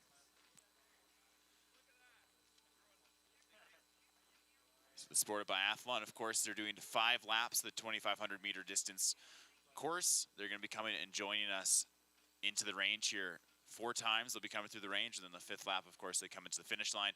4 opportunities to take a shot at the target. Of course, each missed shot adds 1 minute of penalty time. And you'll start to see some times roll up on the screen. Just to note, the times you'll see on the screen do not take into account any penalty shots. So if any of these athletes are missing, they get 1 minute added, and that'll be calculated near the end of the race. And that's how we determine our winners. So Josh, just so you get a reference for how difficult this course is, the total climb is 112 meters. So for you folks who are still on the older imperial system, that's about 350 feet each loop around the course, and they'll be covering that in somewhere 7.5 minutes. So you're doing, you know, a couple of stories building there, maybe a 30-story building, and then you're coming in to try to shoot. So you've got to get your breathing under control, get into your routine, take the shots, you know, see how you do. If you don't do well, you put it behind you, and if you do great, well, you're going to be excited about going into the next lap. So it's a combination. Biathlon's always been a combination of both the psychological and the physical part of skiing and shooting. And there we see on screen Natalie Wilkie from Team Canada. She was the first athlete out of the gate, and she'll be the first athlete into the range here. She's pushing in. And like you said, it takes a minute to adjust here. They're coming from a very difficult climb on that first lap. Now they have to come back, they have to breathe, they have to calm, and really get themselves into a headspace where they can just focus on the targets. And this is one of my favorite things to watch. Watch as she comes in. She gets herself set up to get into the mat, to get into her lane. You'll see the coach there. He's got the rifle. And then she has a great shot of Natalie Wilkie from behind. She's in lane number 2. Let's walk us through these shots here, Greg. They're looking to get 5 in a row. Any missed shot is 1 minute of penalty scores. Yeah, that's right, Josh. So you take your time. Each athlete will have a different approach to shooting. Some come in and you know, slow down really quickly, and some take their time. And of course, the idea is you really want to nail each target. It looks like Natalie's really doing well here so far. Joining us from Salmon RBC, she's been on the senior national team for 4 years. 2 shots in the bag already. Starting the day off strong here. Fun fact, Natalie is actually the youngest athlete of the 2018 Paralympic Games. And what a bullseye shot. She is off for the races. She's up off our mat. And she's off for another great lap. We'll see her come through the range 3 more times. And of course, there's different positionings that the athletes have to come in. Can you talk a little bit about the positions we'll actually see them shoot in? Yeah, that's right, Josh. So the first 2 laps, they'll be shooting in prone position. So they're basically lying on the mat and then shooting prone. So that's a little more stable. And then they'll be coming in and standing shooting prone, so that's standing, and that's a little more difficult. You see number 43. This is Emily Young coming into the lane again. The coach on the left-hand side. She's got her rifle.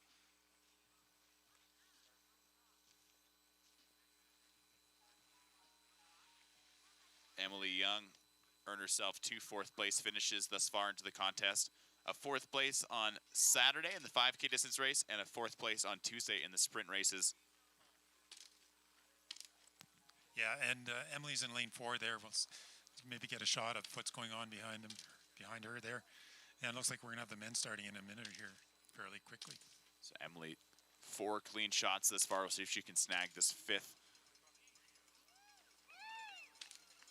I believe she did. Emily Young, great showing. The Canadian athletes out here, Greg, are looking very strong both in the skiing and, of course, the shooting. And Emily and Natalie, for instance, have competed. This is their 4th day, so they're doing both biathlon and cross-country skiing, which isn't always that common. No, it's not common. You know, definitely, it's a challenge to do both. It takes almost twice the amount of training time to be a good athlete, a good biathlete, and a good cross-country ski as well. So Emily did really well coming out of their first round with all 5. Now back to the start line, we got Mark Arends from Team Canada, a very established Canadian national ski team, been on the team for 15 years. And fun fact, we actually just learned in the last Paralympic Games, he actually had his face on his very own Air Canada plane. Wow, can you imagine having your own 787? Private jet flying you all the way to the Pyeongchang Olympics, or for this current year, of course, to Sochi. So look out, not only for him to be representing Team Canada, but also have the face of the airplane as they lift off and fly their team out to Beijing. Of course, a lot of these athletes looking to qualify this year. And Mark has already earned himself a face on the airplane. You couldn't ask for a nicer fellow to be representing Canada, and especially at the closing ceremonies of the 2018 Paralympics. So, yeah, we'll see how Mark does coming out into the first shooting. We just saw bid number 53, Sato from Japan, take on the course. Just about 11 athletes in this category. You see the women in the background finishing up their second laps, head into another round. The men's bid number 54, Jesse Eamon from Team Canada. This great angle of Jesse as he shoots off into his first run. We're going to welcome him back in here. We're looking for about 7 to 8 minutes as the average lap time, kind of how long it takes to take from the start gate all the way back into the range before they get a hold onto their rifle and actually get to shoot. There's bib number 56. Niels Erik Juslet from Norway. Norwegian team, of course, home of biathlon. Like we said, the very first recorded biathlon event was in 1912 when the Norwegian and Swedish Army held their own tournament. 17-kilometer distance race with 2 kilometers of penalty laps. Of course, the sport ages 400 years, but that's their very first written down, noted, and known actual official race. Quite cool history back there, Greg, from the sport. Yeah, it's really been part of very long history, and I think in Europe now, the biathlon is one of the most popular sports across Europe, and gets a huge number of spectators both on TV and in person. In some events, you can't even get tickets to some events. It's the Super Bowl of Norway and Sweden and Finland. It's absolutely massive over there, and of course, it's great to see the athletes from all over the world, including bid number 57, Ruslan Ryder from Team USA, who's starting the race here. But it's so cool to just see not only the fandom, the people that's joining, but also the camaraderie amongst the athletes out here. These athletes can travel around the world together, and it's such a tight-knit group of people, regardless what country you're from or who you're representing. It's just so cool to see them off the field and interacting with each other. Yeah, we saw that the other night. We had the awards for the sprint the other day, and all of the athletes came down and posed for a picture. Really fun, really supportive, and it's a great vibe here at the Para-Nordic World Cup.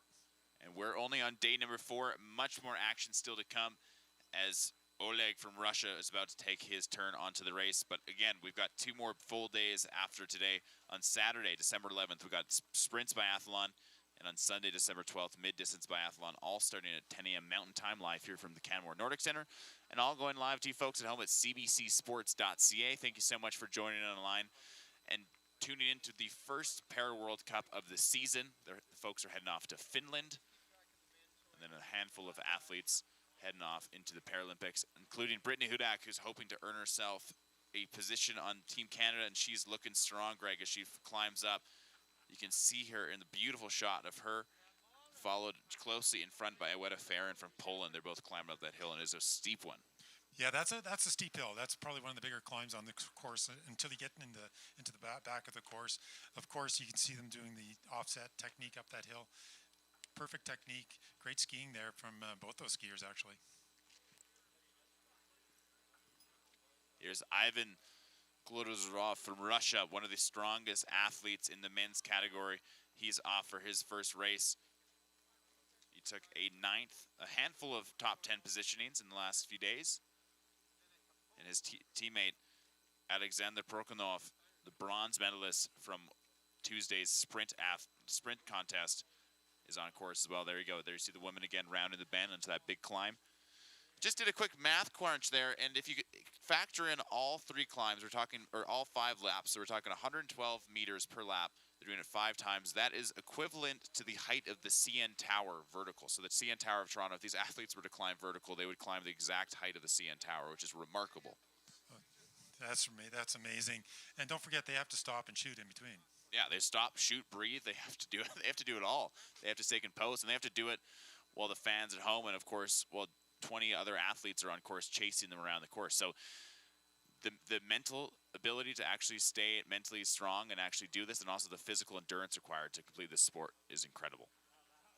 Yeah, you know, when you end up coming in and you might have a really great shooting round, and that's great and easy, but when it's not so great and you maybe miss 1 or 2, boy, that starts to play on you. And some of the best athletes out here will have to put that behind them and just keep on going.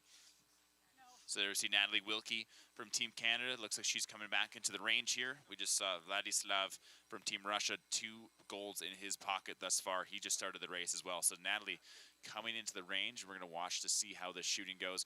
This is her second round in here. We'll see what lane she ends up in. Looking for a strong performance. She has some great shots on run number 1. Yeah, I think Natalie shot a clean first round. We'll see if she can shoot clean this time. She's in lane 1. So, yeah, each athlete chooses different lanes. It depends on, it may be busy, but also some athletes like coming into the range and taking an earlier lane. Some of them like the later ones. Some like being in the middle. It's all preference. And, of course, it's all up to choice. So, actually, when the athletes come in, there's obviously an optional range. But if there's athletes in different, does it matter what country they're next to or where their coaches are? Or do the coaches just have the rifle and come find them? Generally, it's they have a range of lanes that they can use, and then if all lanes are busy, then which might happen when we have the men and women out on the course, they have an opportunity to stop and wait for a lane to come available, and then that time is deducted from their overall time. And do they typically train in the lane that they're going to shoot in, or in a few lanes for backups? Yeah, they'll train in the lanes that they've been assigned to, and depending on that, that'll help them a little bit in terms of understanding what the wind is doing. And within the range, the wind can be a little bit different from one end to the other. Totally. Natalie Wilkie just rolling out there with 5 clean shots. So 2 runs done. She's been in the range twice, cleaned both great shots. And again, it's part of the battle here. You don't want to miss any shots. Any missed shots add a minute onto your race. So that's quite a bit of time as we see her teammate Emily Young, also from Team Canada, making her way into the range now. Yeah, I've just heard as well that Mark Aaron's, our Canadian competitor, has just shot clean in his first round as well.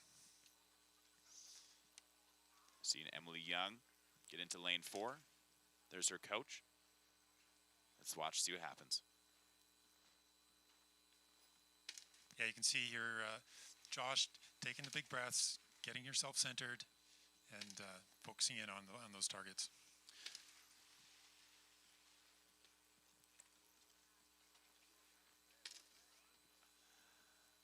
Let's try and call as much as we can. Here we go. Emily also having a very clean first shot. Here she is. 2 done and dusted. The Canadian women out here, I'm telling you, Greg, they're so strong. Oh, it looks like they're on fire here. Oh boy, yeah, we've got Emily shooting clean as well. We're gonna have quite a race here, Natalie and Emily. neck and neck. Of Yeah. course, they travel the world together, and also, I mean, best friends, but also get to compete against each other. So it's quite a beautiful relationship they have. But we're talking about the actual target they're shooting. You can see them lying on the mat. It's 10 meters from where they're lying to the actual target they're shooting. And then from there, the actual target is hard to see on screen, but the target size, imagine the size of a dime. I implore all of you at home, go into your change wallet, pick up a dime and look how small it is. And then imagine doing 2,500 meters of distance and then trying to focus your gun on it. That's what these athletes are doing. Yeah, what you can't see at home is within that black dot, you see the black target, there's another smaller dot the size of a dime. So they're not really shooting at that black. They're shooting at a little piece of metal in the middle there. So Brittany doing a clean shooting as Incredible. well. That's incredible. Oh boy, this is going to be so close to call. I'm excited to see how both these races shape up. The Canadians are seriously holding it down right now. And my mistake, sorry folks, the actual distance from the mat until the target is actually 10 feet, not 10 meters. But still, quite a challenge. And now, looks like the classic Canmore traffic jam is amongst us. The men, of course, are on the course. The women are on the course. They're all sharing it now. Luckily, we have enough lanes for these athletes in the range. Yeah, I love it. I love it. This is the Canmore rush hour here up at Canmore Nordic Center, and of course the sun comes out just as our athletes come into the range. We have a lot of the men starting to shoot now as well, and we'll end up with for the next 2 or 3 rounds we'll have a fair number of athletes in here, and you can see how it's a lot of action. It's really great. And this camera angle is beautiful. You can see the size of the range, get a good perception of how far in front the shots are. And one of my favorite things was watching just the organization of, you can see the Team Canada, or the Russian athlete, and how they're running around. They've got all the guns in the stands, and how they're just the kind of logistics it takes for the behind the scenes from both the coaches and wax technicians to actually get out there and get other athletes out of it, especially as with so many coming in and over again. Yeah, you know, as a coach there, you potentially could have 2 athletes coming in at the same time, so it's pretty busy, and you really have to stay sharp, and all the technicians as well, staying sharp, making sure everything's done properly. And of course, there's safety issues when you're dealing with rifles. Yeah, adds a whole nother complex to actually have live ammunition. Looks like bib number 48 is skiing onto her next lap. Ulia Mikeva from Russia, the bronze medalist from the sprint contest on Tuesday. And there we go, bib number 43, our own Canadian Emily Young, looking strong as she heads into her next climb. Wow. Canadians, both Emily and Natalie Wilkie shooting, and Brittany Hudak as well, shooting very strong, and are looking good thus far into the race. Yeah, it's really exciting to be sitting here and watching them come into the range, and I think we'll see them in the next few minutes coming in there. And there you can see Emily going up the hill, and that's in the offset technique, and really great technique. Not going like full out, but not like the other day in the sprints, but going out hard enough to maintain a really strong pace. So I just love these comparisons. And I just did another quick crunch, and 112 meters is the height that these athletes, or the overall climb these athletes are experiencing on each lap. The Calgary Tower in downtown Calgary, for any of you folks from the Alberta range, is 158 meters. So they're not too far off climbing the height of the Calgary Tower, the big Space Needle in downtown Calgary, every single lap. Hey, and don't forget they get to shoot as well. That's like climbing to the top. That's like putting your harness on, climbing to the top, and then doing a range of shooting immediately on the top of once you finally get up there. Yeah, so these athletes are incredible, and they're going around at such speed. You know, their average speed on a course like this will be somewhere between 20 and 22 kilometers an hour.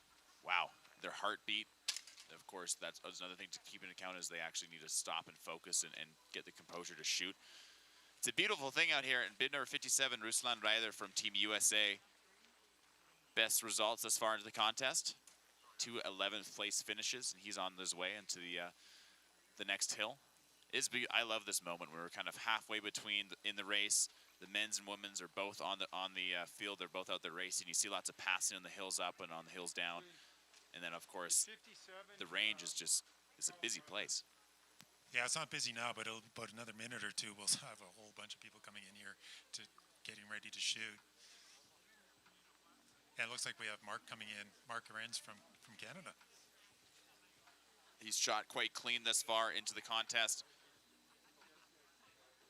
Of course, they are shooting prone, which means they're lying down on their mat for their first 2 rounds, and then the second 2 rounds, they will be standing. So we'll see. I believe Mark is headed into his final prone. Yeah, it looks like this is his final opportunity to shoot in prone, and then the next 2 laps he'll be shooting standing. Nothing for you? Oh, you have what? Oh, thanks. So our producers just coming into our ears saying that all laps for this race actually is prone.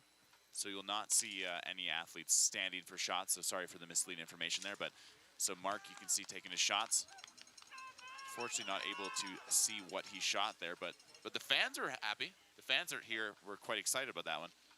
Yeah, we end up with a lot of fans coming up from Canmore, Calgary, Banff area to come out and watch this great racing. And of course, you're seeing a legend racing today. Mark shooting clean again on that second round. So Mark is looking very good as he heads into run 3 and 4. We've got Natalie Wilkie. Natalie, another Canadian athlete who shot clean on the first and second lap as well. Here she is. Yeah, Natalie's in lane 1. We'll see how she does here. And she's had some really good shooting in the first 2 rounds, shooting clean. From Salmon Arm, BC, the youngest Paralympian in the 2018 Paralympic Winter Games in Pyeongchang. She's looking good to qualify herself. Another round of representation to Team Canada in Beijing. She climbed the ranks in Nordic skiing in 2017 when she was selected for the BC Nordic team, following her bronze medal finish at the Canadian Ski Championships. So quite an incredible journey from joining Team BC and then making her way onto Team Canada in 2018. So she is going to be a force to be reckoned with, and it looks like Natalie Wilkie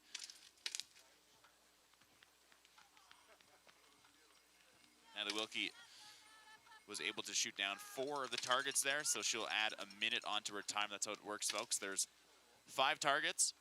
Each missed shot adds a minute. And Natalie Wilkie, unfortunately, not being able to clean all 5 of them. But honestly, that's okay. She's shot the first 2 runs, Mark. You're not Mark. Mark Lorenz is my. Greg, the first 2 laps, Natalie shot clean. So an extra minute of time overall. Yeah, you know, it's unusual for everyone to, or the top skiers to do 4 rounds clean, but it's not unheard of course. We'll see how it goes, but, you know, 1 miss, and like we were talking about earlier, you want to put that behind you, go out and ski your race, come in and do it again. Emily Young, another member of Team Canada. She's coming in for her 3rd lap. She shot clean in both lap 1 and 2. You can see her starting some of those breathing exercises to calm herself down, lower her heartbeat a little bit, and she is in lane 4. Getting ready to shoot. She's looking to hopefully have another clean run here. Yeah, shooting clean, you know, it's obviously great for your time, but also mentally, you're just ready to go out and do it again. You know, that's really what they're hoping for. She's looking good so far, 2 for 2. Hailing from Kelowna, BC, part of the Telemark Nordic Club. Here alongside her coach, Robin McKeever. 1 shot left. Emily. Emily, wow. Clearing it. Whoa, putting the pressure on here. So Emily has cleaned all 3 opportunities here as she comes into the range. Close behind her competitor, Natalie Wilkie, who's we just witnessed in the range. She was a few seconds ahead of her on the race, but Emily's does not have any penalty points up till now. And Brittany Hudak also coming in. She shot 4 out of 5. So the Canadian woman looking strong. It's going to be a neck-and-neck race. Of course, many other athletes, including Katerina Rumisheva from Russia, is also looking quite strong. So curious to see how this wraps up as some more men enter into the range now. On the left, you see Vitaly Medishev from Russia, one of our leading athletes this week.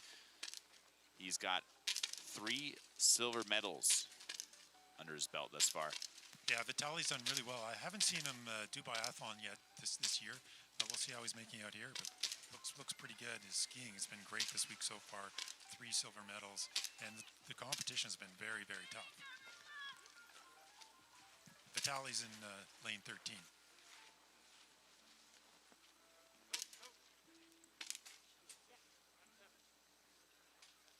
For you folks that watching this online, you can kind of see there's the black target, and then within the target, there's that dime-sized sort of metal, silver-colored target, and that's what they're shooting at. It's not just the black metal; it's a dime-sized metal, silver. Yeah, it is quite a small target, like you mentioned. And for athletes like Vitali, he's already competed in 3 days of cross-country skiing. This is his 4th day out here. He's one of the few athletes that we're going to see today that has competed in both categories and looking strong, shooting clean on that last loop here. Bid number 63. Yeah, 63 is another one of our favorites. That's Vladislav from Russia. See how he's doing here. He'll be giving Mark a run for his money here. You're lane 5 and 6, right? Yeah.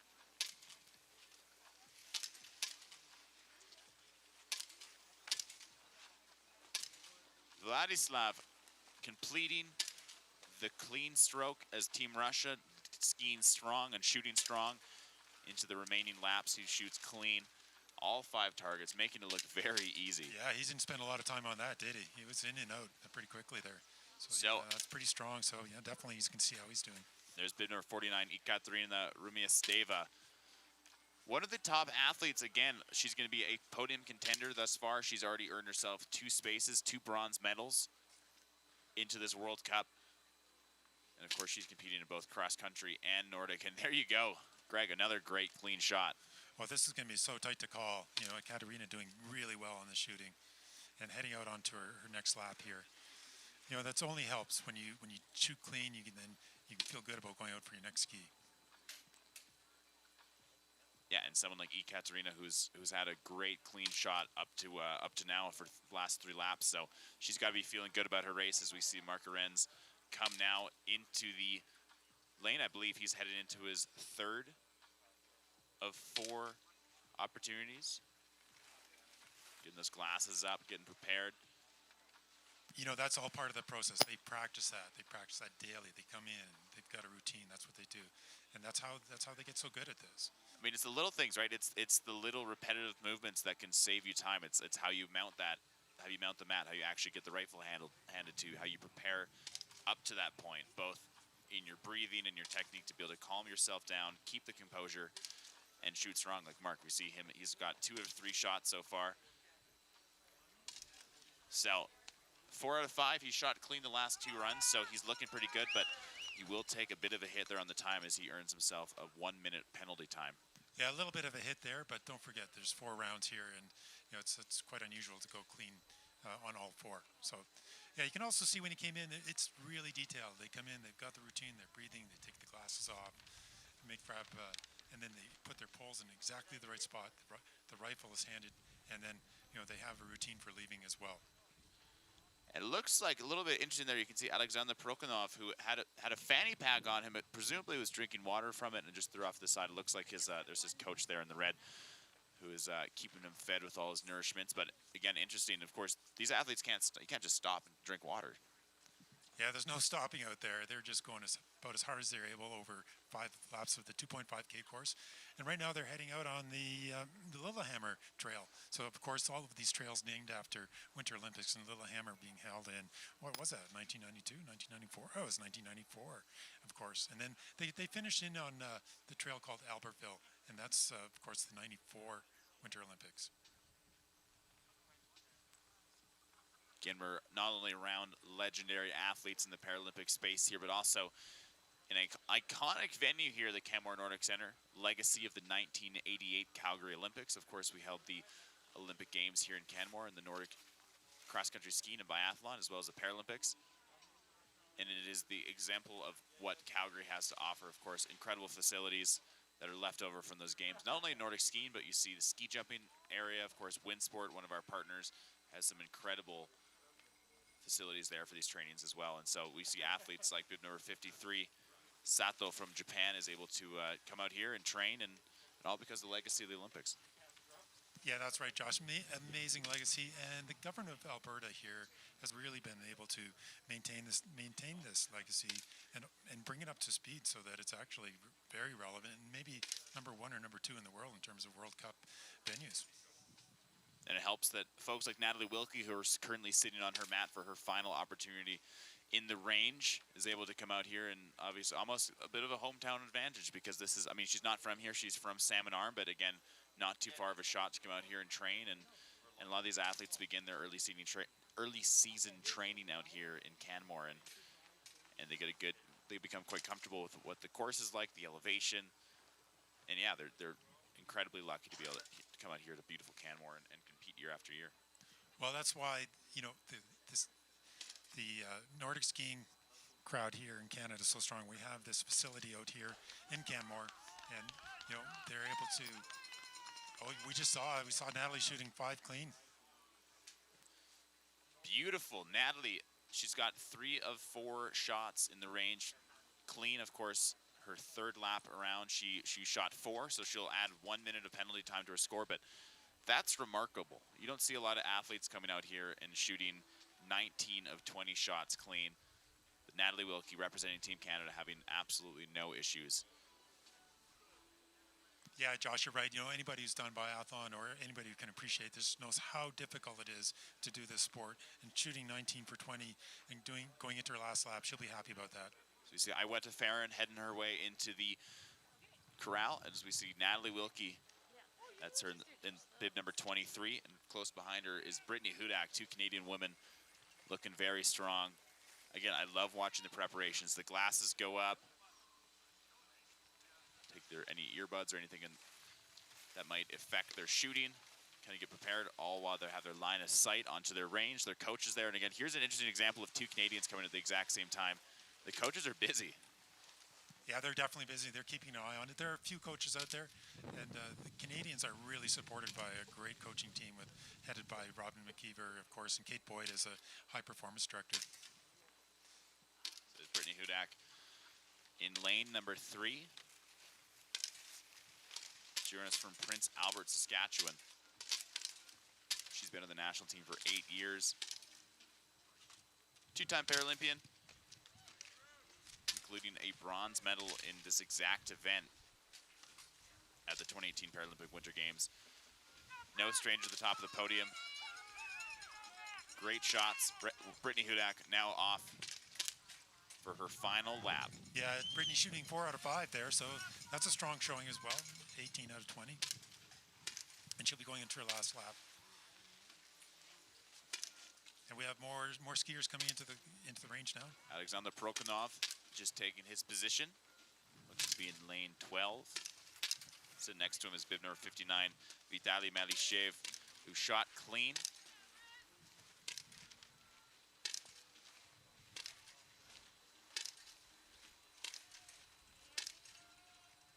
There's bib number 54 from Team Canada, Jesse Eamon.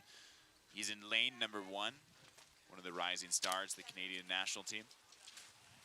Yeah, Jesse raced this week as well. He finished 18th on Sunday and 19th on Tuesday in the sprint race. So he's had a good week so far, and see how he's doing out here. Local boy from Canmore, Alberta. Skiing out here, skiing strong, but also has a degree in computer science from the University of Saskatchewan under his belt. Couldn't quite make out how many shots he was able to clean out there, but he's looking strong, and we're excited to welcome him back into the finish line as he goes into his final laps of the day. Looking at some more athletes now coming over that final hill with the range in sight. Again, most of the women have finished their 4th lap through the range, and we expect to see a few of them make their way into the finish line over the next few minutes. So we've got Mark Arenz from Team Canada, bronze medalist out here, day number 1. This is the gentleman that had his own face on an Air Canada plane. Imagine this, you're flying from Calgary to Beijing for the Olympics, and you're in one of those big Air Canada Boeing 737 jets, and your face is on it. That's what a way to bring the Canadian team into Beijing and set yourself up for success. Yeah, what an amazing thing to have. And you know, Air Canada has been a great sponsor here this week, and we've really enjoyed having them. And of course, getting the targets here, there were a few last-minute things, and Air Canada was instrumental in making it happen.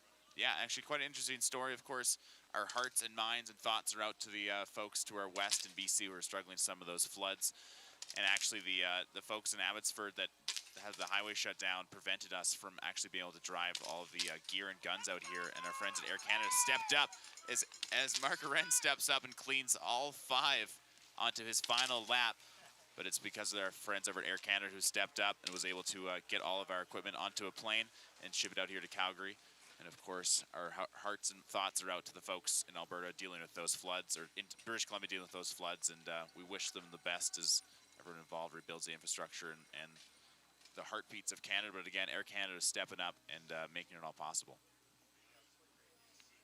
You see Mark shooting there really well. So 19 out of 20, he'll be really going hard on his last lap, of course. He'll be worried about that one miss, but 19 out of 20, that could be the field leader right there.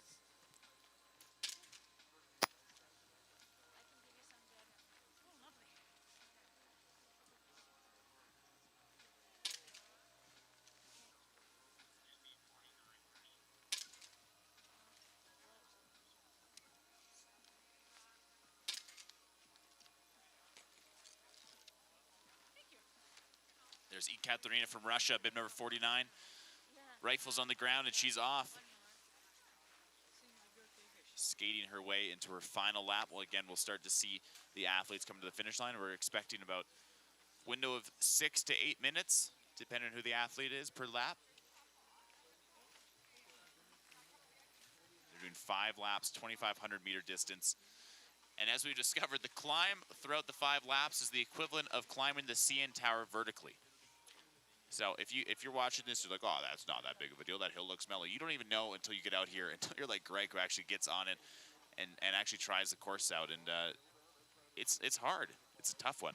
Well, the climbs are really difficult, Josh, and then you can't even really relax that much on the downhills because you've got these downhills that are screaming right-handers and screaming left-handers, and you're probably hitting 40, 50 kilometers an hour out there. Yeah, it's quick. The wax is quick. The way that these athletes get set up with their wax technicians all factors into their speed and their score here. As bib number 53, Kaiichi Seto from Japan, making his final way into the range.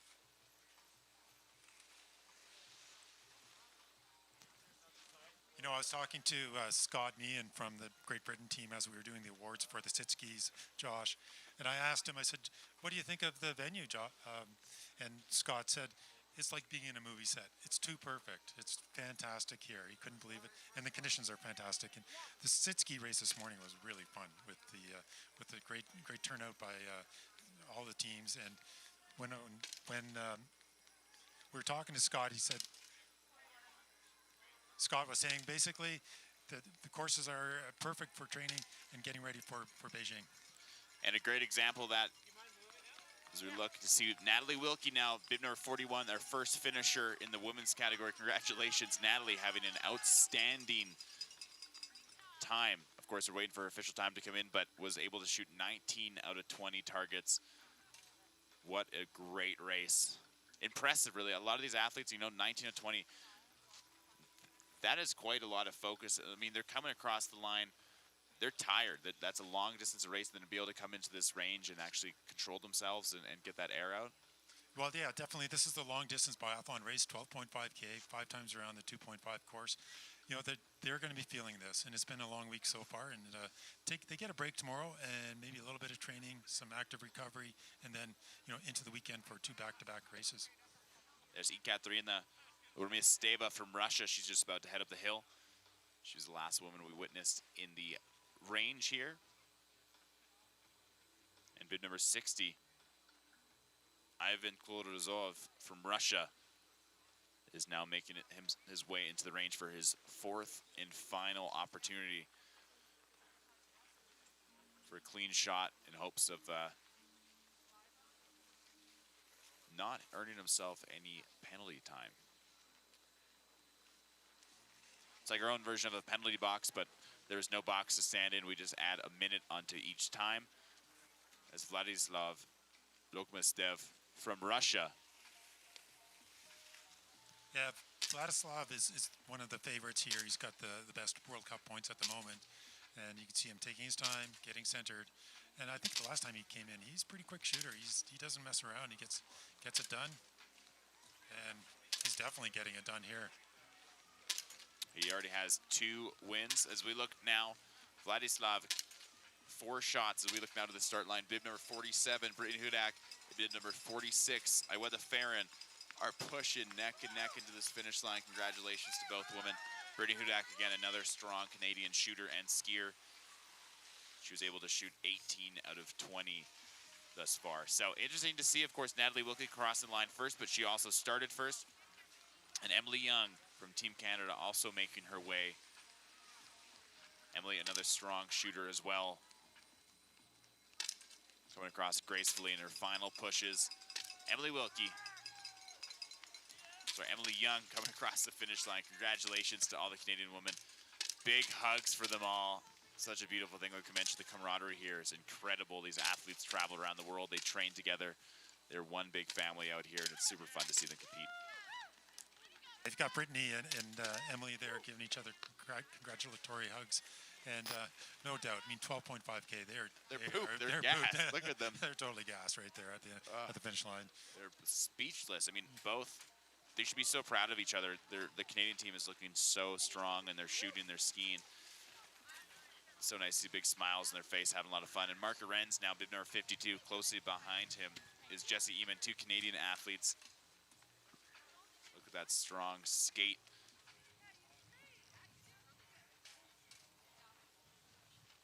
Mark was headed into the finish line right now.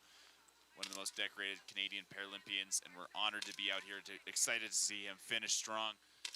Mark Arenz from Team Canada completing his 12.5 kilometer distance race out here in the men's individual standing biathlon. You're watching the Canmore 2021 World Paranordic Skiing World Cup live from CBCSports.com. Thank you so much for tuning in around the world, around Canada. And again, if you're here in the area in Banff or Canmore, or if you're in Calgary, we still have 2 more days of racing, Saturday and Sunday. Come on up here and join us in the finish corral. Help cheer on these athletes. It's going to be a great show, Greg. A few more athletes rounding the bend. It looks like we have a few more hoping to be making their way into the finish line soon as well. Well, you have to think that Mark's going to be happy with that race. You know, shooting 19 for 20, really good time, super strong. One of the first finishers coming in. Another finisher coming in, Danielle Arovich from Team USA. She's got 3 top 10 podium finishes thus far into the World Cup. Their best score, taking the 7th in the 10K distance race on Sunday. Danielle Arovich, look at that final push. Yeah, none of these athletes are leaving anything out there today. You know, it's 12.5, and it's the long distance. They're pacing themselves a little bit on the course, but when they do coming into the last lap, they're just going as hard as possible. We've seen a few of these athletes. You can see kind of in the distance they're grabbing nourishment of some sort, if that's water, if it's a sport drink. But a lot of these athletes, are they stopping on the course? Are they finding a place to hydrate, or a lot of these athletes doing this and then hydrating once they get across the finish line? Oh, no, there's no stopping on these courses. Basically, there's a couple of coaching zones where coaches are able to coach and also hand them refreshments as they go by. That's it. Right? Any time stopped is a time against the clock, and of course, that doesn't go well when you're racing. There's no time for a cappuccino or a macchiato or maybe a little spaghetti. You're pushing it. Yeah, definitely. They're pushing it for 40 minutes, 37 minutes, somewhere in that area for 12.5K.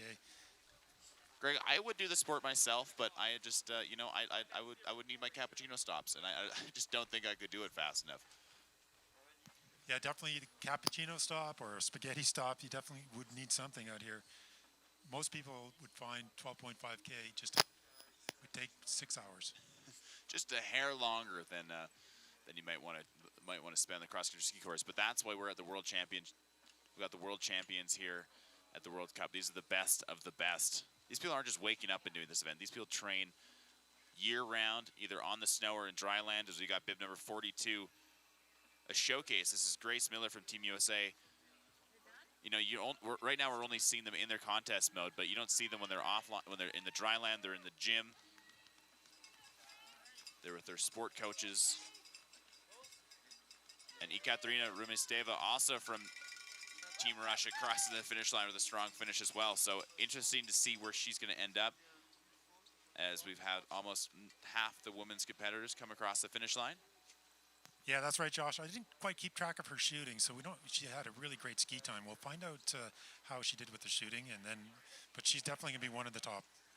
Bib number 53 from Japan, Kaiichi Seto, coming to the finish line, pushing strong. The final sprint, last seconds to shave off a good time.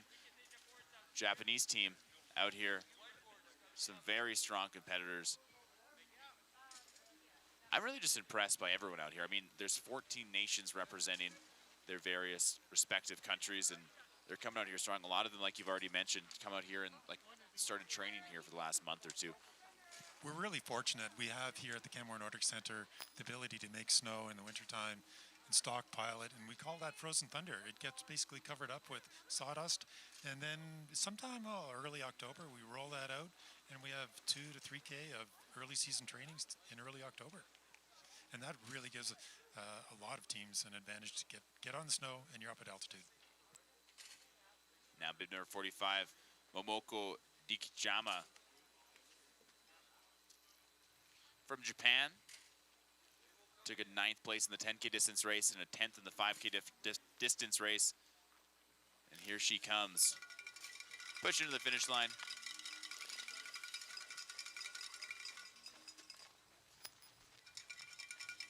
Now we got eyes on bib number 63, Vladislav Lekimostev from Russia, completing a very strong race thus far. Great shooting out of this young gentleman too, and you're the one who pointed out his style is just get on the mat and shoot. There's no time to breathe.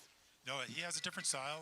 Doesn't take as much time maybe as some of the other athletes, and he seemed to have a really good shooting today. You got bib number 60, Ivan Klodozov from Russia. We got bid number 58, Oleg Bolkoto from Russia. He is on course, absolutely pushing, coming in speed into that finish line. Congratulations, a strong men's finish. The Russians, like we have said, have earned themselves many podium positions thus far into the week. It looks like we got another battle. 3 athletes pushing their way into the finish line. Look at that, bib number 62. Benjamin Daviet from France. Bib number 59, Vitaly Maliashev. Bib number 61, Alexander Prokhonov. Looking strong, no energy is wasted. Well, Benjamin's going to be really happy about that race. We weren't following his shooting, but we definitely see he's got really fast ski time. So we'll see how this plays out, I guess. Just a handful of athletes still on the course. Bib number 57, Ruslan Ryder from Team USA. Look at this final push. These men and women are absolutely giving it. Again, it's a timed race. Any second they can shave off is important. And he's looking great as he finishes up his run out here. For any of you master skiers out there wanting to come to the Masters World Cup 2022 here in Canmore, what an awesome display of technique coming into that finish line by Ruslan Ryder from USA. And this will be the host venue for Masters World Cup 2022. Taking over the town in early March. You can learn more about that event at albertaworldcup.com. As bib number 51, Drew Shea from Team USA. You can hear the bells, the whistles. People out here are excited, cheering on all athletes, regardless what nation, who they're representing. Again, it's just so nice to see the camaraderie down here. You know, Josh, none of the athletes have left anything out there. You can just see them coming across the line, and they are totally gassed. There's nothing left out there. And particularly on the last lap, after the shooting's done, they just go as hard as they can for the finish. Well, it's one thing to do this race once, right? It's one thing to come up to Canmore and you do your 12.5 kilometer distance race, you do your biathlon event, and then you go home. But these athletes are on to day number 4. We started this event officially on Saturday, was the first day of racing. We're into Thursday now, and these athletes have competed. This is the 4th day of competition, and most of them have taken their off day to train. So honestly, we're looking at, 6-7 days in a row now. These athletes have been pushing it right now. And yeah, it's no easy feat. Definitely, we saw Vladislav come across the line there, and you know, Vladislav's finished top in all the races so far. He hasn't skipped a race, so really difficult to be on top of your game for every single race. Niels Erik Uslet from the home of biathlon in Norway. This is his first race of the weekend. Like we said, some athletes are doing both cross country and biathlon. Some athletes are just doing biathlon. And Niels Erik Uslet from Norway coming across strong. You know, classic Norwegian skier, fantastic technique. Norwegians are always strong in these sports. And like you said, it's the home of biathlon and cross-country skiing. Next up, we have a local boy from Canmore, Alberta. This is Jesse Eamon. He's been skiing strong, representing the local Alberta and Canmore team.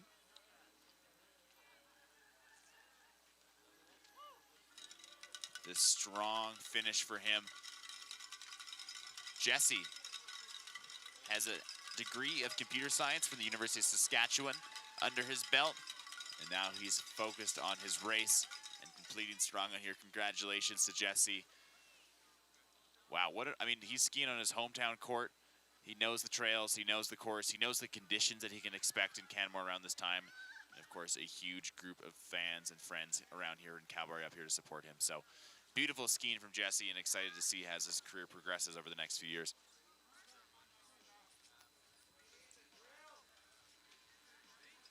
And as we wait for the final athletes to come across, we've got some results coming in. Of course, unofficially official, so we'll have the official results momentarily once the awards take place. But currently, holding down that top time in first place from Team Russia, Ekaterina Rumiasteva with a time of 4 minutes and 59 seconds. In second place, Natalie Wilkie from Team Canada with a time of 41 minutes and 15 seconds. And in third place, Emily Young with a time of 42 minutes and 13 seconds. Fourth place, Brittany Hudak from Team Canada. Fifth place, Ulia Mikeva. Sixth place, Iweta Farron. Seventh, Momoko Dikajama from Japan. Eighth place, Grace Miller from the Team USA. And rounding out at the ninth place position, Danielle Aravich. Wow. Great racing, Greg. Yeah, those results are fantastic. You can see the top four are only separated by a minute and a half, and they're all just missing one shot. So really fantastic shooting and skiing. Maybe in fourth place, Brittany missed three, but so we could have had a little better result there.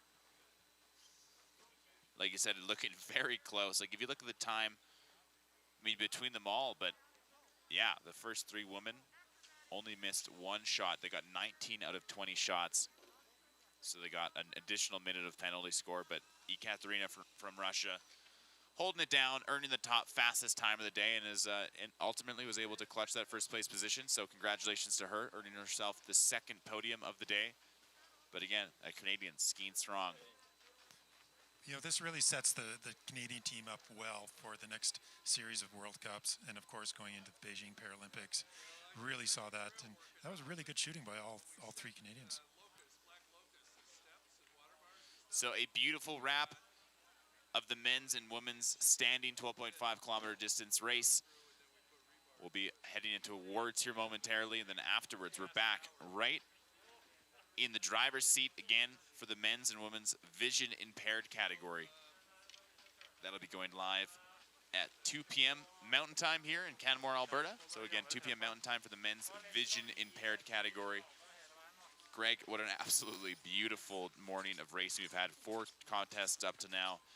And again, the standing contest absolutely blowing me away with both their shooting and skiing prowess and just their ability to come out strong and really represent their country proud.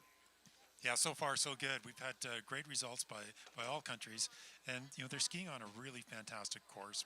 We talk about the courses here at the Canmore Nordic Center. These are world-class World Cup courses, and you can't be beat really when you look at them. No, and we'd like to give a huge shout out to our hosts, of course, at the Canmore Nordic Center, our presenting partners at explorecanmore.ca. If you want to learn more about what's going on in Canmore while you're out here, if you're looking online, maybe trying to plan your next vacation to this part of the world, I'd highly recommend checking out explorecanmore.ca. Tons of things going on, tons of live music, arts and culture. I mean, the sports scene, as you can see, is just blowing out. There's so many amazing things, from skiing to cross-country skiing to fat biking up here, ice climbing, incredible hikes. Canmore has it summer, winter, fall, spring. It's the place to be. So make sure you check out explorecanmore.ca. Huge shout out to our presenting partners. And to all of you for joining us here online at cbcsports.ca. It's going to be a beautiful afternoon of racing. Greg, before we close things out, head down to awards, any final thoughts, recaps on what we just saw? Well, let's talk a little bit about the Canadian women and Mark doing really well. We haven't got the final results yet for the men, but the Canadian women placing 2, 3, 4, they'll be really happy about that. It was close, the Canadian women. Obviously, Natalie Wilkie in that top position, but for the Canadians, but Emily Young and Brittany Hudak, I mean, they're seconds away in the results. They're 5 seconds apart from each other. So it really goes to show that this is anyone's race. And once you get to this level of athleticism, we're talking the World Cup, we're talking the best athletes in the world. Anyone in this top 9 list could have taken that win. Yeah, and I think when we look at those results, you know, if Brittany had shot the same as Emily and Natalie, Brittany would be in one of the top spots there for sure. And results now coming in for the men's category. In first place from France with a time of 33.13. It's Benjamin Daviet. In second place from Russia, Alexander Prokhonov. In third place from Russia, Vitaly Malyshev, our own Canadian Mark Arens, rounding out that fourth place podium. So just fourth place spot, so just shy of the podium, Greg. But he was looking strong thus far into the race. Well, that's a tough race. You've got Benjamin from France, Benjamin Daviet, shooting clean, so no penalties on for him, and Mark shooting one, missing one shot. So, you know, he'd be right in there, and if we hadn't missed that one shot. So, you know, the men shooting clean, that's pretty tough to beat. Working way down through that, Vladislav from Russia in fifth place. Niels Erik Uslet from Norway, our final competitor we just saw across the line, taking sixth. Oleg from Russia in seventh. Ivan from Russia taking eighth. Ruslan Ryder from Team USA in ninth. Kaiichi Seto from Japan in 10th. Our own Jesse Eman from Team Canada, representing Canmore, Alberta, our local boy in 11th. And in 12th place, rounding out the crew, is Drew Shea from Team USA. So great skiing from all the men's and women. We're going to be going live with the results at 1:15. And then, of course, as you can see, coming up at 2 p.m., it's the Vision Impaired Biathlon 12.5-kilometer distance race coming at you live from Canmore. Yeah, just on a final note before we take a quick break, before the Vision Impaired come on, the result by Jesse Eman, that's really good. You know, young skier coming in, not that far off the pace, and we'll see how he does over the next little bit here. And not only his skiing, but if you highlight his shooting, he also was able to clinch 19 out of 20 shots there. So quite clean shooting from him, and just so excited to see where his career takes him. Yeah, he's right in there, and that's a great result for Jesse. Well, folks, thank you so much for joining us. We'll be back at 2 p.m. for the Vision Impaired Biathlon men's and women's contest. We're coming at you live from the Canmore Nordic Center. You're tuning in to the Canmore 2021 World Paranordic Skiing World Cup, brought to you by ExploreCanmore.ca and our friends at Canmore Kananaskis Tourism. Again, thank you for joining us. Greg Thompson, my name's Josh Visser. We'll be back with more action at 2 p.m. sharp Mountain Time, live from Canmore, Alberta.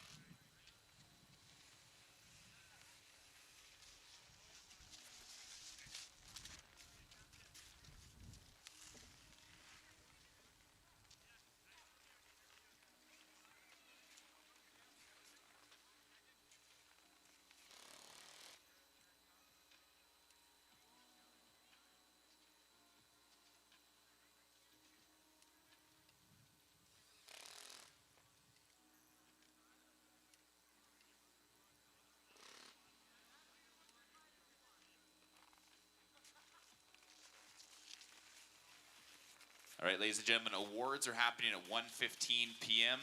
1:15 awards, that is in 12 minutes at the finish line. 1:15 p.m. for awards.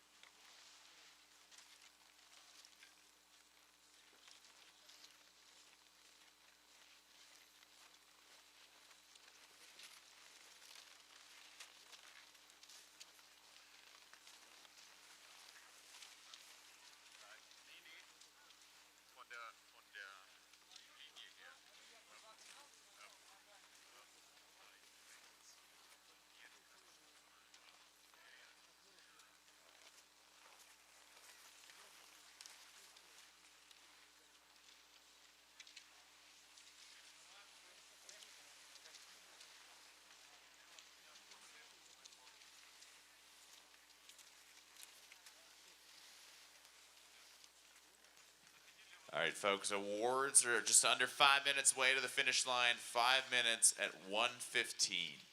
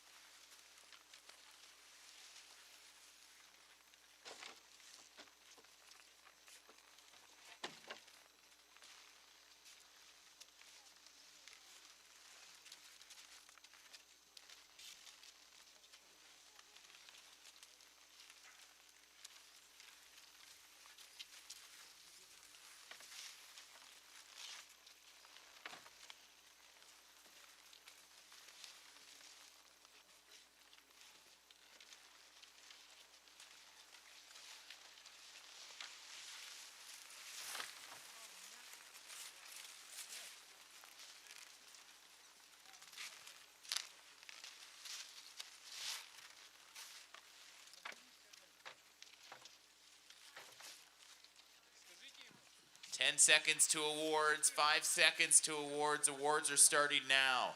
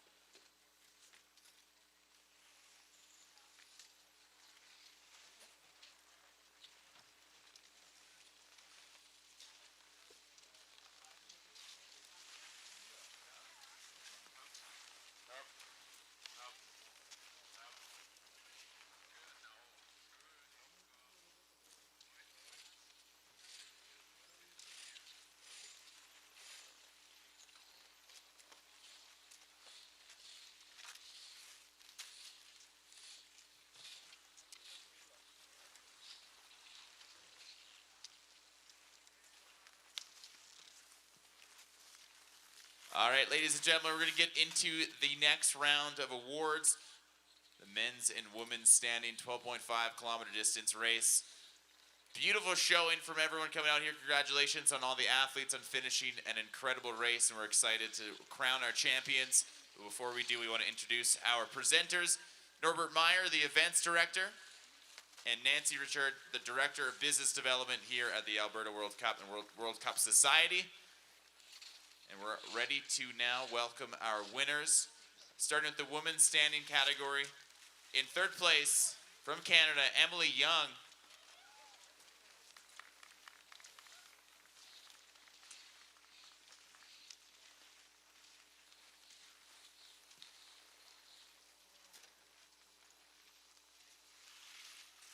In second place, from Team Canada, Natalie Wilkie.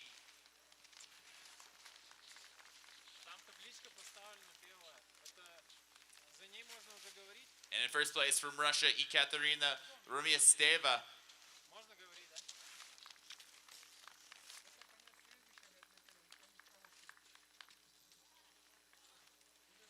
All the men's and women's are taking home a handcrafted blown glass medallion made by local artist Nicole Tremblay.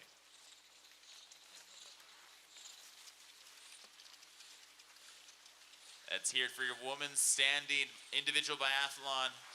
This is one of the closest races we've seen. I can't wait for you all to see the awards or the results and check out the times. It's quite fun.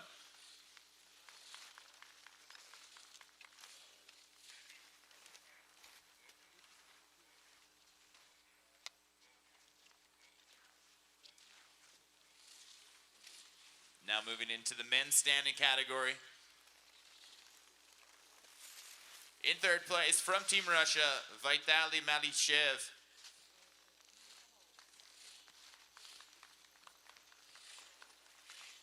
In second place, Alexander Prokhonov.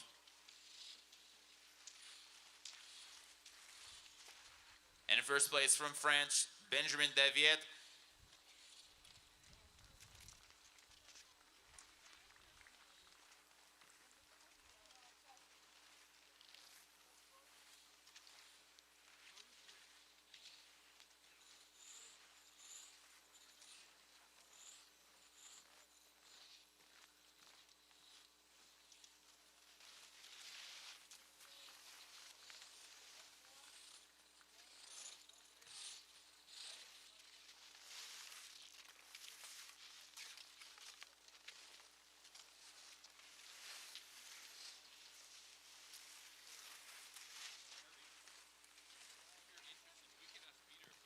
All right, let's hear it for your men.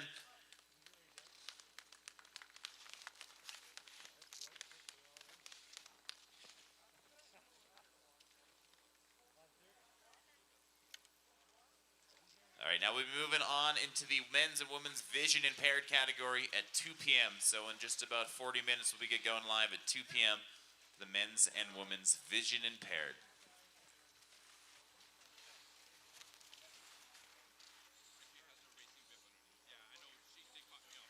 Yeah, it's sort of like, who the hell has it? All right, I'm gonna go do that.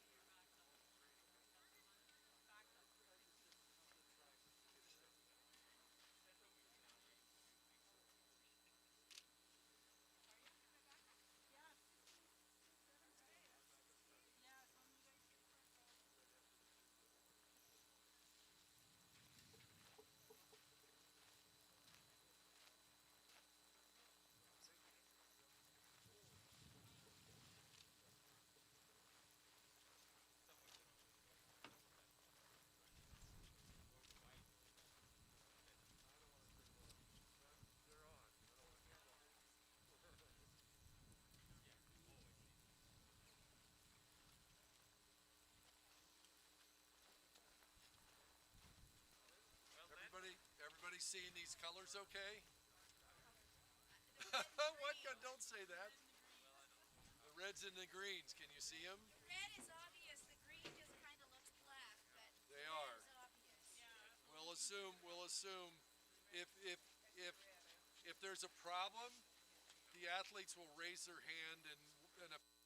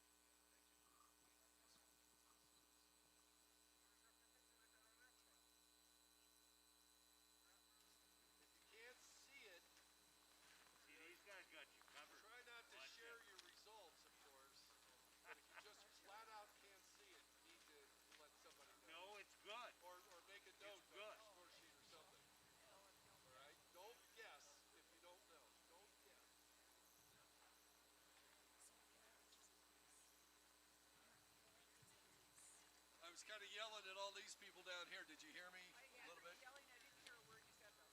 Okay. So yell again. We'll test you. Yeah. The key is don't guess. If you're not sure, make a note to that effect, okay?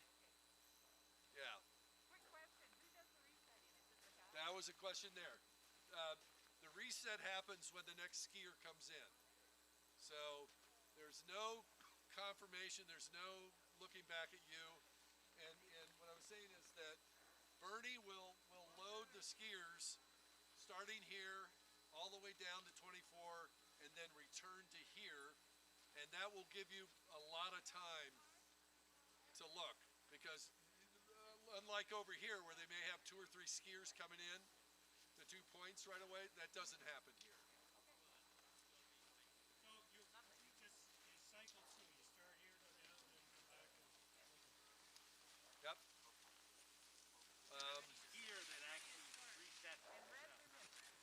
All right, ladies and gentlemen, welcome back to the 2021 World Para-Nordic Skiing World Cup, live from the Canmore Nordic Center in a absolutely beautiful backdrop surrounded by some crisp mountains. The blue sky is popping through, and it's going to be another great afternoon of racing. If you join us this morning, you know what to expect. The best Paralympic athletes in the world are out here, both previous Paralympians and also people that are qualifying for their spot onto the respective teams. They're here for the very first World Para-Nordic Skiing World Cup of the season in Canmore.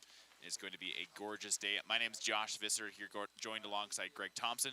Greg, joining us from Canmore, Alberta, local man. Welcome to the show, Greg. It's going to be a great afternoon. Thanks, Josh. We're really excited about the vision impaired race. It's 12.5 kilometers here at the Canmore Nordic Center Provincial Park, home of a lot of World Cups and on the world famous trails, of course. So 5 times 2.5, 4 shootings. It's going to be a beautiful day. And to learn a little bit more about what's going on here in Canmore and what to expect in this beautiful area, if you ever want to come visit, check out this video. We'll keep you updated with all the things going on here in Canmore.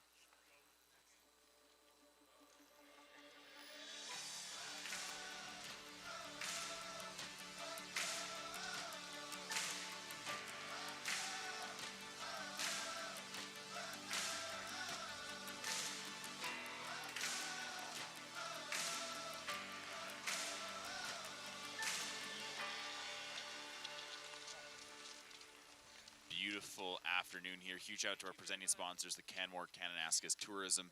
You can learn more about what's going on here in Canmore at explorecanmore.ca as we get right into the action. Again, like you said, this is the men's and women's vision impaired. We're going to start things off with the women's vision impaired category. This is Ekaterina Moshkovskia from Team Russia.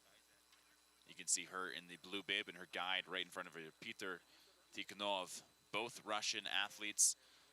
Again, this is the vision impaired category. You're going to see them throughout the race. The guide will always have the big G on the yellow vest, and the athlete behind them is in the blue vest. Both of them are going out. You can see the guide in the front. He'll be giving vocal cues. It's a great shot, actually, with Greg right there. He's got his microphone on, and then you can see just behind the G, just below the G, you can see a little speaker, and that's how they're communicating. That's right, Josh. Some of the skiers will use that system. Other skiers, depending on the vision impairment, will just use visual and verbal clues to help guide the athletes around. And this is one of the most interesting relationships in cross-country skiing and biathlon is the guide and athlete relationship. We're going to keep watching them, of course, as they make their loop around the course, then make their way into the actual range here. And it's going to, again, super interesting, of course, to watch how they communicate on the skis. And then we haven't actually seen how they communicate yet in the range, but we'll be calling that as we see it as bib number 75, Anna Panaforova, one of the Russian athletes that we're going to have to watch because she has won all 3 races thus far into the weekend and is going to be a very strong contender for the top of the podium this afternoon. Yeah, that's right, Josh. Anna has really performed well, finishing first in the 3 cross-country races we've held here at the Canmore Nordic Center. We'll see how she does in the biathlon, but she's well ranked there as well. So we got 10 women in this category. We've got 8 Russians, 2 Germans, and our first German athlete of the day, bib number 76. Sorry, this is actually another Russian athlete, bib number 76, Vlada Umerlova from Russia. She's got a handful of top 10 placements thus far into the World Cup. It's bid number 77. This is Leon Maria Walter from Germany.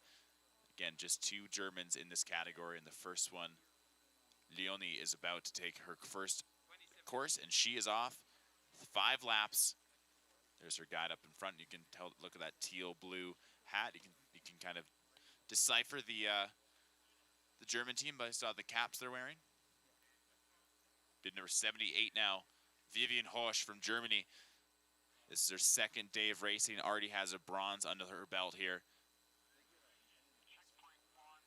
Yeah, Vivian did really well on the sprint day, getting the bronze medal. And here she is with her guide getting ready to go. And they're off. So Vivian and her guide Florian Grimm off for the races. 5 laps to go. Just a few more women left to come. Ulia Smirnova from Russia. That's her wearing bib number 79. Should be accompanied by her guide Roman Terasov. And on deck, you see Vera Kilzova from Russia as well. So 2 more athletes left to go. Ulia's had some really great racing this week. Two fourth-place finishes and a 5th in the sprint. So we'll see how she's making out here. You see great technique going out on the start and following her guide around to the low point on the course. So the final athlete representing the women's vision impaired category. This is Vera Kilesova from Russia. Already earned herself 2 podium positions thus far. Took a 2nd place on her very first day in the 5-kilometer distance race and a 2nd in the 10K distance race. And they're off. So ladies and gentlemen, all 10 women in this category are on the course. We're going to start to see them. You can see 6 of them on that climb there. You can see the guides again in yellow, the athletes behind them in blue. And like you said, a very important relationship in some of these places where it's communication is key, especially in these tight places. We keep calling it the Canmore traffic jam, but these areas where a lot of athletes are building up, we're going to see it here in the climbs. We're going to see it in the actual range down here, but this is where the communication between the athletes and guides can be so key to make sure that people are either stay out of the other's way or they're able to actually communicate to be able to pass each other on the course. That's right, Josh. They're going to the high point of the course right now, and then it's a pretty steep downhill. They'll be hitting speeds 40, 50 kilometers an hour, then back up for another little uphill, and then pretty hard downhill and a hard right-hand turn, and then coming back up to the course. So the courses they're using today are called Littlehammer, the Salt Lake, and the Albertville. So all obviously named after the Winter Olympics. There we see Anna Panaforova, one of our champions from this week. She's just nearing the top of her climb. Nice skate from both guide and athlete as they look to our right now. Looks like we got our first athlete coming down the bend into what we'll soon see them arrive at the range. Of course, they have 5 laps of the course, 4 laps in the range. They have a chance to shoot and hopefully have a clear shot for all 4 opportunities in the range. Each missed shot adds 1 minute of time onto their overall time. So we got bib number 78, Vivian Horsch from Germany. My bad, it looks like they're actually still rounding the bend to go back up the climb. Yeah, that's how I'm getting it. I don't need to be. Yeah, the nature of the course here, Josh, we have a little section that's used twice, and they're going back out for another climb on the course, so they get to do that climb twice. It's quite a bonus for them, I guess. And that's why it's a really difficult course, 112 meters of climbing each lap. So over 5 laps, and we're talking 560 meters. We did some quick calculations this morning when we were talking about the distances that these folks have to climb. 112 meters, like you said, 560 meters of total climb. That is the height of the CN Tower in Toronto. Just to give you some perspective, again, you're looking at the biggest climb there on the left, but the CN Tower equivalent is what they're doing in a vertical climb throughout this course. And like you said before, there's no stopping, there's no opportunity to, have your little cappuccino or drink a cup of water. It's go, go, go for these athletes, and every little second counts. Is bid number 71, Tereshkanova from Russia, silver medalist in the cross-country sprint event, is coming into the range here for the first athlete we've seen thus far. And this is the beautiful spot. We can watch them, how they communicate, and watch the guide and athlete both make their way into a smooth transition. So Greg, walk us through exactly what we're seeing. Obviously, the vision impaired athletes are doing a little bit different than what we saw the stand and sit ski athletes here. And here she is in her first round of shooting. Yeah, so the athletes here are putting the headphones on, and they're using laser rifles and tones basically to zero in on the targets. So that's how they do it, and that's why it's a little bit quieter out there. We're not actually broadcasting out onto the stadium at this moment. You can see the guns all set up. Do the athletes all use the same guns in this category? Yeah, there's 10 lanes set up here, and they'll choose 2 lanes or 2 or 3 lanes that the teams will be able to use, and they're pretty much all the same. There you go, Teshkanova finishing up her shot again. Didn't quite get to see how many shots she cleared, but then afterwards you could see her guide. And here's another bib number 72, Anastasia Bajian, another top contender, getting guided here into her mat. Yeah, and each athlete will have a routine that they go through. You can see them coming into the stadium, slowing down a little bit, trying to get that heart rate down. Don't forget, they've just climbed 112 meters, and so they'll get into a routine, and the guide will step back, the guide will help them get into position, and then step back and get ready for taking off again. Gives a little bit of a better look at the laser target.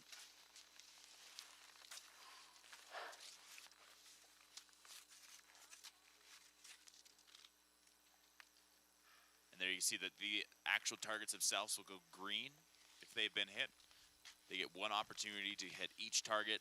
Any missed targets will deduct a minute, or deduct, by deduction I mean they'll add a minute of time. And it looks like Anastasia is doing great this far. 4 out of 5 have cleaned, and unfortunately missing that last one, it goes red. But 4 out of 5 for Anastasia. Great showing, and she's right back in the race. You can see her guide, their hands are her poles, and they're back out in front. Yeah, Anastasia's had really good racing as well this week, and one of the top ranked biathletes, on the Paranordic circuit.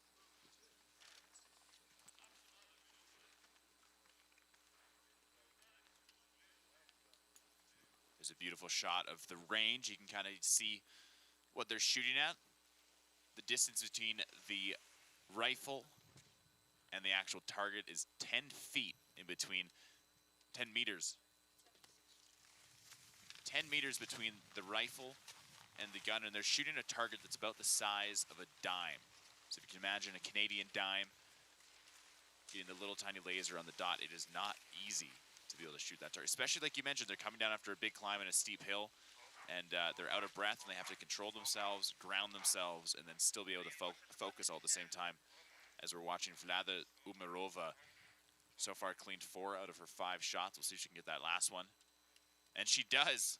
Oh yeah, Vlada doing really well there, and you'll notice each athlete takes a bit of different times. Like they're not all shooting the same speed. Some take a little bit longer. Some go more quickly than others.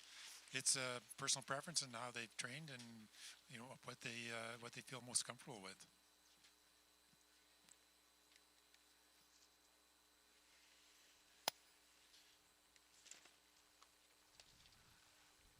And like you said, that the shots make such a big difference. Like a missed shot adds on a minute of time. And if you look into the results from earlier this morning, we can see where that comes into play. Like if we look at some of the women's standing category, had a very close race between the Canadians.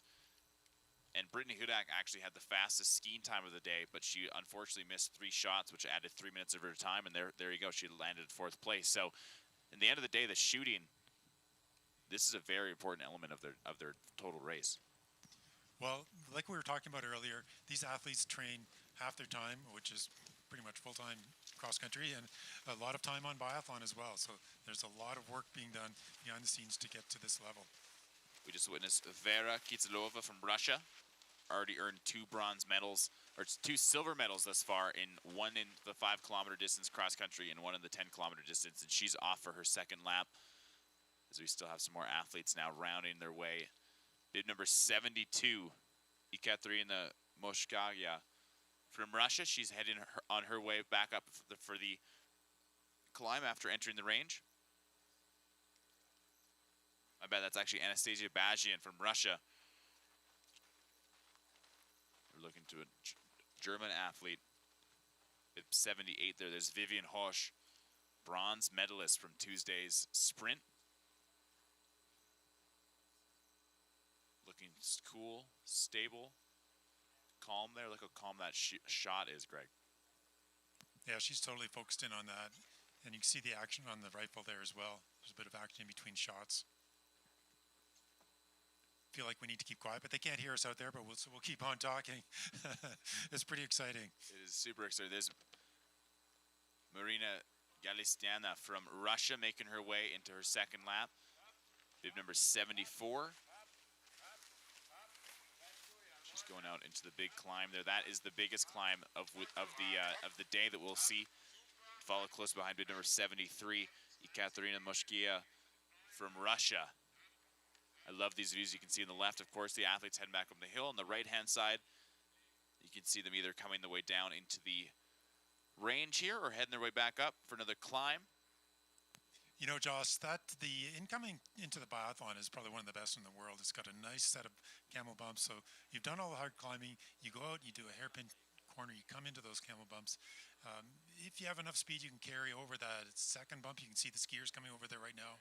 And then take a breath. You might see them tuck a little bit coming into the range, getting ready to shoot. Yeah, there we go. A little tuck, taking it more easy and starting to slow down.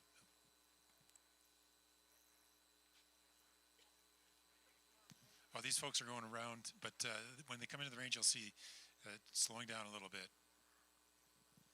Yeah, bib number 80 there was... It's Vera from Team Russia, like we said, 2 silver medals thus far. It's been a great competition. We are halfway through the women's individual vision impaired category. They're racing 12.5 kilometers. 5 laps. They get 4 opportunities to come into the range and shoot. 5 shots, 1 shot each at the target. Any missed targets adds a minute onto their times. And we won't, unfortunately, have the results until near the end once these athletes have crossed the finish line.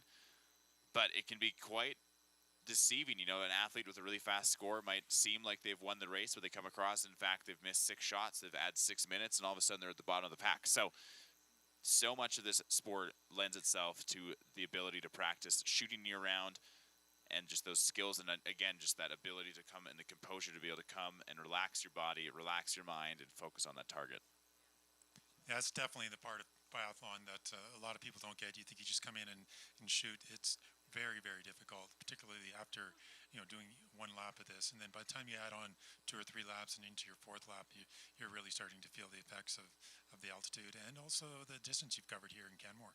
And while the athletes round to the top end, we'd like to take a quick moment to thank our sponsors and funders for making this event possible. Of course, the Government of Canada and the Government of Alberta, ExploreCanmore.ca, and our friends at Air Canada for getting all these athletes here as bib number 71, Tereshkanova from Russia. We'll see if she's making her way into the range here. She was the first athlete to start at the gate just at 2 p.m. Mountain Time as we're live here from the Canmore Nordic Center. And it looks like she's cutting into the range. We'll get another shot of her guide bringing her in. So look for the guide. We might offer his pull-up to make sure he can help her get right into the zone where she belongs and get into that constant communication. And she's landed right where she needs to be. Gets a headset on, and like you said, they're shooting by laser, and they've got 5 shots. Yeah, that's right, Josh. There's a bit of a tone there, and as you get closer and closer to the target, then you have to keep it steady and, you know, hit the target with the laser. So that's how they're working it. And she's doing really well there. 3 for 3 so far. Can she get that last shot? She does. Ladies and gentlemen, Tereshkanova, the first athlete out of the gate, she's off into her 3rd lap. Again, all athletes will be taking the prone position for all 4 shots.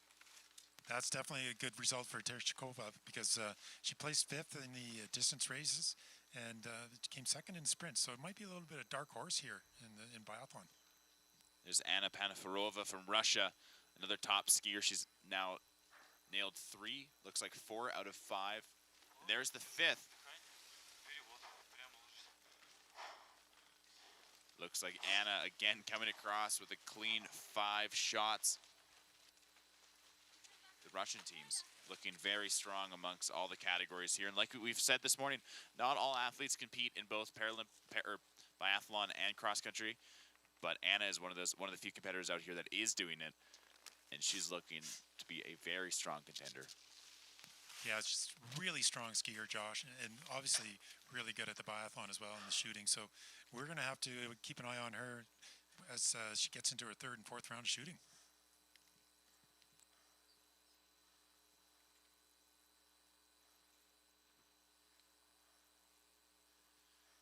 Looks like we have Anastasia Bajian from Russia. Look at that focus.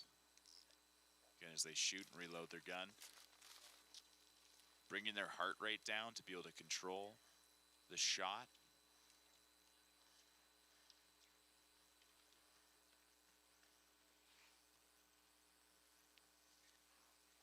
The beautiful wooden rifle. There's bid number 80 now, Vera Kisova from Russia. This is her second lap. Yeah, Vera's top ranked on the Paranordic circuit, so we'll see how she does in shooting here. Very strong skiing this week so far, and strong showing today. What a shot this is. You can see the 6 athletes lined up there. We're watching Vera's shot now. Like we said, she's hoping to get all 5 clean shots. She's already gotten 1. Quite a quick shooter. We've seen some of the other Russians, like Vera, just roll up, sit down, shoot. Definitely different strategies of how much time you want to spend, because the more time you spend on the mat there, of course, it adds to your total time. And Vera just comes in absolutely crushing it. Clean 5 shots, and she's off. Like she was there for less than 30 seconds. Yeah, that seems to be the Rubkov doing the same.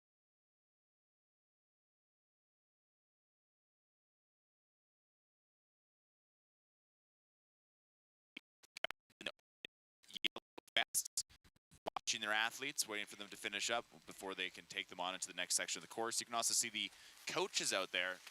The guns in this category a little bit different. The guns maintain in their position, but in the previous categories, the coaches would actually physically walk the guns to the athletes. But here in the vision impaired, they're there waiting for them. It looks like 4 athletes are out of the range and out into their second and third laps. And at just 2:30 in 10 minutes, we'll see the men's race start. That's the men's individual vision impaired category. We've got about 12 athletes in that category. Some heavy hitters, including Jake Adikoff, Sebastian Molden, and Stanislav Trokovaev, all representing in that category, and they've all earned themselves a podium spot thus far into the contest. We're excited to see them come through. As we get this beautiful shot. We're calling the camelback turns. Yeah, those are be the top 3 fellows we'll be watching coming into the Beijing Paralympics as well. And today, definitely, they've had good results this week.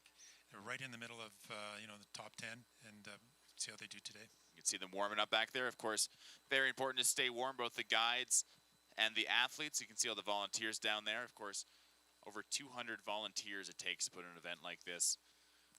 And what a beautiful pan into the glaciers amongst us. Looks like we've got some more athletes now making their way. So we've got a German duo. It's been number 78, Vivian Hosch from from Germany. She's taken a 3rd place in the cross-country sprint category. And there's a handful of athletes now rounding the bend, all making their way as Vivian makes her way into the range here.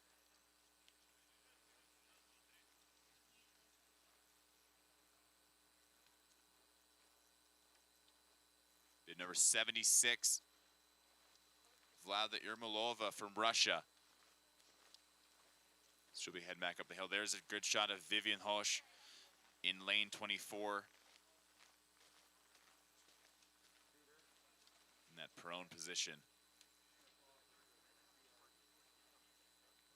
You can see the little bit different strategies here. She took a bit more time to focus, to get her breath sync, to be able to clunch that. There's 2 already. So she's hoping to clean all 5 shots.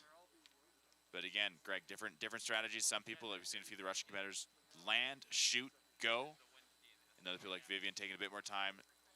Don't want to risk the potential error of not being calm and collected enough, and Vivian strategy works out, and she's able to get 5 clean shots. Yeah, they've been doing really well there coming in, taking your time. As you can see, compared to the Russians, taking maybe a little bit longer. But like you said, you want to make sure you get all 5 targets down and minimize your penalties. And those penalties add up. Each missed shot is a minute, and those minutes, I'm telling you, add up quick. And we've already seen a few of the previous athletes earlier this morning in the earlier races that made or break their wins. Oh, it can. When you're talking about a minute, their ski times are all pretty close, so adding a minute or two can, make or break the podium. So we're just a few minutes away from getting the men's race going. It's a beautiful shot of the facilities here, the Canmore Nordic Center.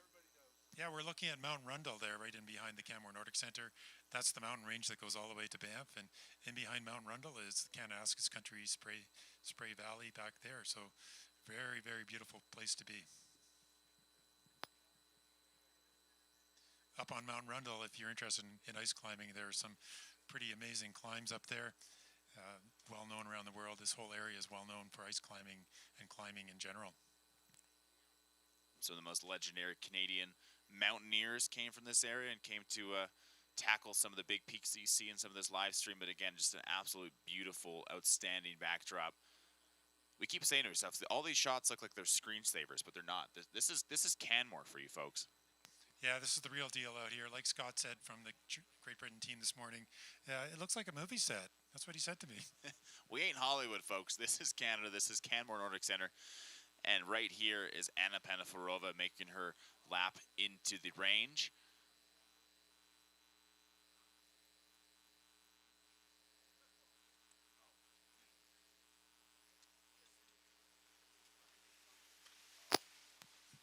I think Anna's skiing really well. Her ski times look really good so far, and definitely her shooting has been solid today. So great angle as she takes the mat. We'll see if she can clean all 5 shots. Again, like you said, there's 1 of 5. She's shot incredibly well this morning.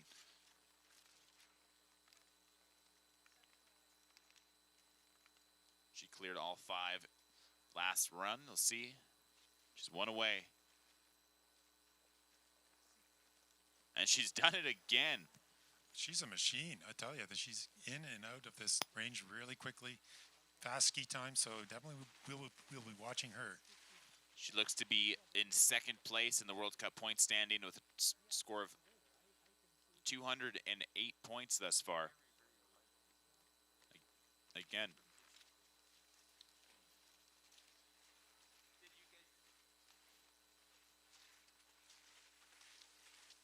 So again, Anna looking strong. 3 podiums this far, 3 golds this far into the race. As you look at the pan. Wind blowing a little bit more, picking up. Conditions changing a little bit from this morning. Again, we had a bit of sun out this morning. It was quite crisp, but the wind was quite low, and obviously the wind is going to impact everything from how they're skiing to the speed, and then of course the actual shooting. Again, they're not shooting bullets, but they're still how they're actually able to hold and grip and stabilize that rifle is going to change depending on how much wind is in the field here. Yeah, at home you'll notice that each athlete may or may not use gloves coming into the range. A lot of them are keeping their gloves on, and we'll see how that goes. And each athlete has a set routine that they do before setting down and getting ready to shoot. Here's Vera Kizova. 2 silver medals, 1 in the 5 kilometer and 1 in the 10K distance. Unfortunately missing that 2nd shot and the 3rd shot. Was able to clear that 1st shot. She has 2 remaining.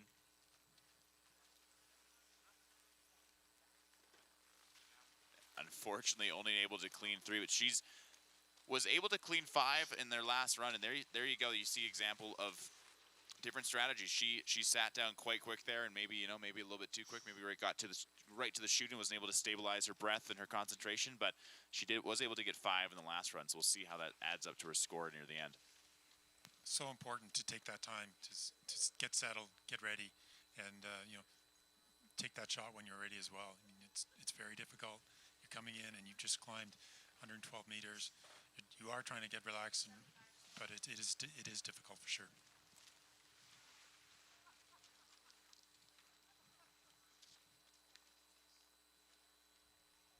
a few athletes out here. There's bib number 77, Walter Leone Maria. This is Ulia Smirnova from Russia. She's gotten 1 of 5 thus far. 2 fourth place positions in the contest. It looks like she's able to get 4 out of 5 clean. Great shooting for her, and she's off to the races. Well, definitely great shooting for Julia. She's in overall second place in the WPNS World Paranordic points. Yeah, she'll do really well with that shooting. And we're just a few minutes away from starting the men's race. There's bib number 72 on her way out, Anastasia Bajian. Clean shooting from her. Looks like the final remaining competitor in the range is bib number 74. Look how quick they're able to transition, right? Let the guns go. You can tell they've rehearsed this quite a few times. Let the gun down, pass me the poles, I'm getting out of here. Yep, that rifle goes down. You have to put it behind you, and you have to get out moving and think about the next lap and the next shooting. You can see a great shot there of the climb up the major climb here. That's a 18-meter total climb right there, and of course the total climb on the 2.5K course is 112 meters. That's a very, very difficult course. 112 meters is almost just shy of the height of the Calgary Tower. If you're familiar with the Space Needle-esque building in downtown Calgary, that's sitting about 150 meters. So 112 meters is what these athletes are doing per run. If you were to put all of them together, that would be the equivalent height of the CN Tower in Toronto. So it gives you a little perspective about how big these climbs actually are. And I know I've sat at home and I've watched things on TV, and it's always a little bit deceiving. It's hard to actually make out how gruesome or how large and how impressive these feats are. And for this one, Greg, this is a big climb. Yeah, definitely. These are world-class courses. So these athletes will be averaging somewhere between 20 to 22 kilometers an hour overall. That's up and down. So that gives you an idea of the athleticism and training that's required to do this. And the men are off. Bib number 92, Jake Adikoff. Close race, has earned himself a bronze medal in the 10-kilometer distance race. His guide, Sammy Hamilton. They've had a great showing this far, both earning a 4th place in the 5-kilometer distance as well as a 5th place in the sprints. And if I remember correctly, the sprints on Tuesday were a close battle. So I'm excited to see where these gentlemen land out as they get off to their first of 5 laps. We cannot wait to watch the progression. So right at the start there, Josh, they drop down to what we call the low point. You can see them heading, almost looks like they're dropping down in the town of Canmore, but they're going to a low point on the course. And then they come around in behind our announcer's booth here and then head up that hill and do the big climb. Next up, bib number 93, Blažej Bienko from Poland. He'll be joined with his guide, Gregor Darin. And they're off there. You see out there that big left-hand turn on the way down to that low point like you mentioned. Just 15 seconds away. They're starting in 30-second intervals here. Bib number 94, Jill Powell from Poland, and his guide, Twardowski. It's a shot of them staying warm, getting warmed up. Bib number 95 is next. Anthony Chalicon from France. He's raced in both the 5-kilometer, the 10K distance, and the sprints, earning himself 2 top 10 placings.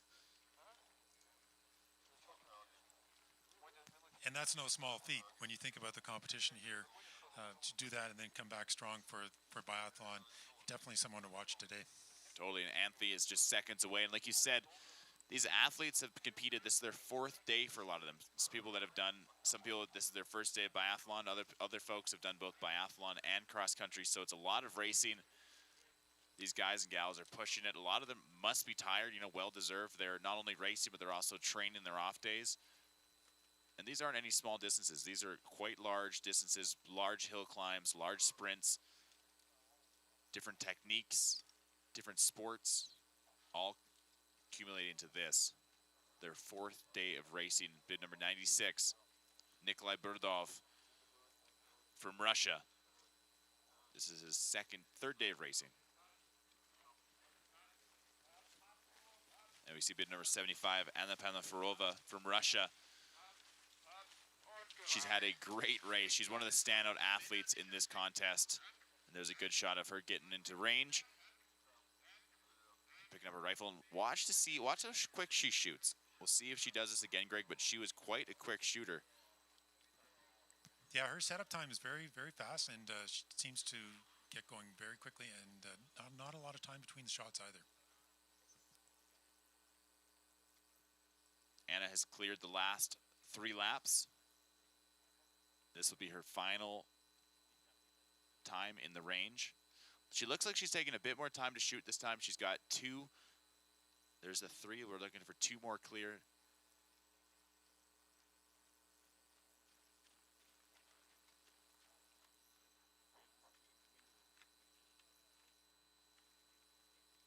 Oh, so close. 4 out of 5 of those shots, but honestly, that is okay.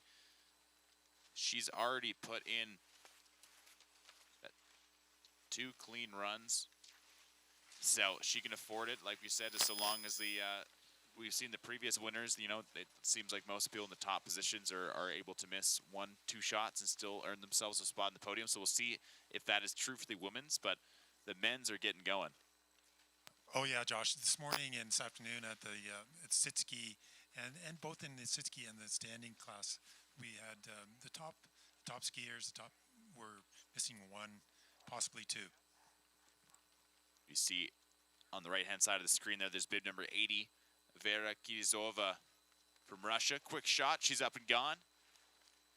2-time silver medalist at this event. I love how efficient they are. You know, right off the rifle, puts the rifle down. The guide is there, ready to go. Gets a little bit of distance, a lead ahead, so they can guide them successfully, and then pass on the poles. And it's like they weren't even there. And they hammer right out of there. They don't waste any time. They get going really quickly, and there is a bit of a break. You do have a downhill there, but it's nothing to relax in because it's a tight right-hand turn coming into another climb. 2 men left to go. Nikolai Polokin from Russia. Again, 3 top 10 placements. The best score has been his 10K distance in the cross-country race. He earned a 5th place. And 1 final male set to take the lead. He is currently leading in World Paranordic skiing points. And it goes by Stanislav Chokolev. He represents Team Russia. Silver medalist in our 10-kilometer distance race on Sunday. He's followed, leading with his guide, Oleg Klodiochuk from Russia. The team is off, and there you go. All men and all women athletes in the vision impaired category are currently on course. We'll start to see that Canmore traffic jam take place as looks like just over 20 athletes are on the course at the same time. And we'll see how they fill up the range here as Ulia Smirnova from Russia takes her shots. Yeah, she did really well last round. I think she shot clean, so we'll see how she's making out here. Can't really tell with the sun, of course, coming out just as we're trying to look at this. Looks like maybe 1 missed shot so far.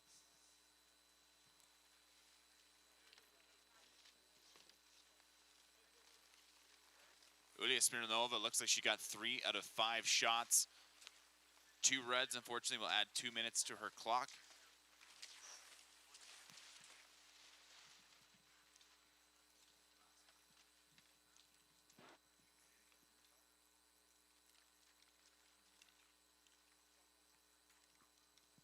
There's bib 91. Nikita Pafarova, the male from Russia. Oh, my bad. That's actually Jake Adikov. There's Jake Adikov to the left. Nikita Pafarov taken off. Looks like he got 1 red, 1 miss, which will add a minute to his clock. Adikov and Panafarova fighting out neck and neck.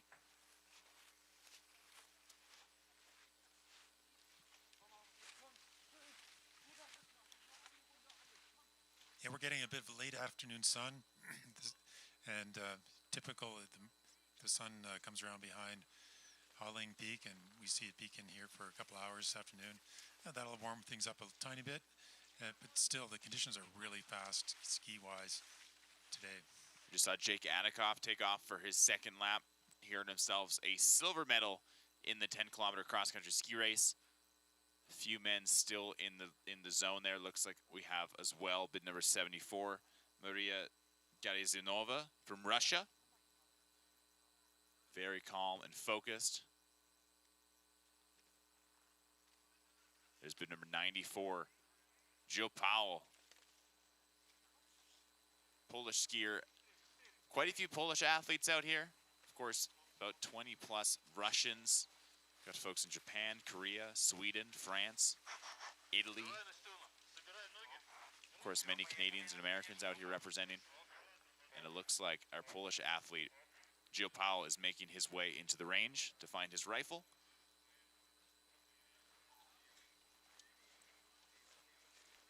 Yeah, you can see he's just taking his time, gathering his breath. Gonna get set up here on, looks like lane 15. You can see some big, deep breaths settling into this shot. Again, so interesting to see the different techniques. Some people are getting right down, wasting no time. Bib number 95 from the U.S., from France, Anthony Chelikon, quite quick to get right in there and shoot as well. So different strategies. It's great to watch them climb up into their mat, get their rifle going, take their time.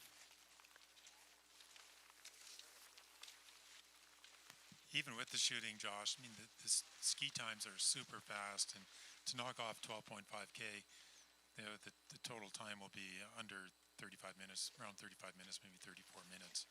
Try to do that at home. Try to do that anywhere. Try to do it on Wii Sports. It's challenging. And don't forget you have to add in a minute or two of shooting each round as well. And then any missed shots, of course, add an additional minute. This is some interesting strategies. Bib number 96 pushing out of there. Nikolai Brudov from Russia. It took a few minutes to, adjust and take his breath, but then once the shots were done, he was out there in a heartbeat. And Sebastian Modin, he's heading into lane number 19. This is an athlete to watch. Joining us from Sweden, again, one of the homes of biathlon. Already earned himself 2 podium positions, a 2nd place in the sprints and a 3rd place in the 10-kilometer distance race. And he's getting right at it. See bid number 98, Alexander Trulkin from Russia next to him. Here's Sebastian Modin's shots.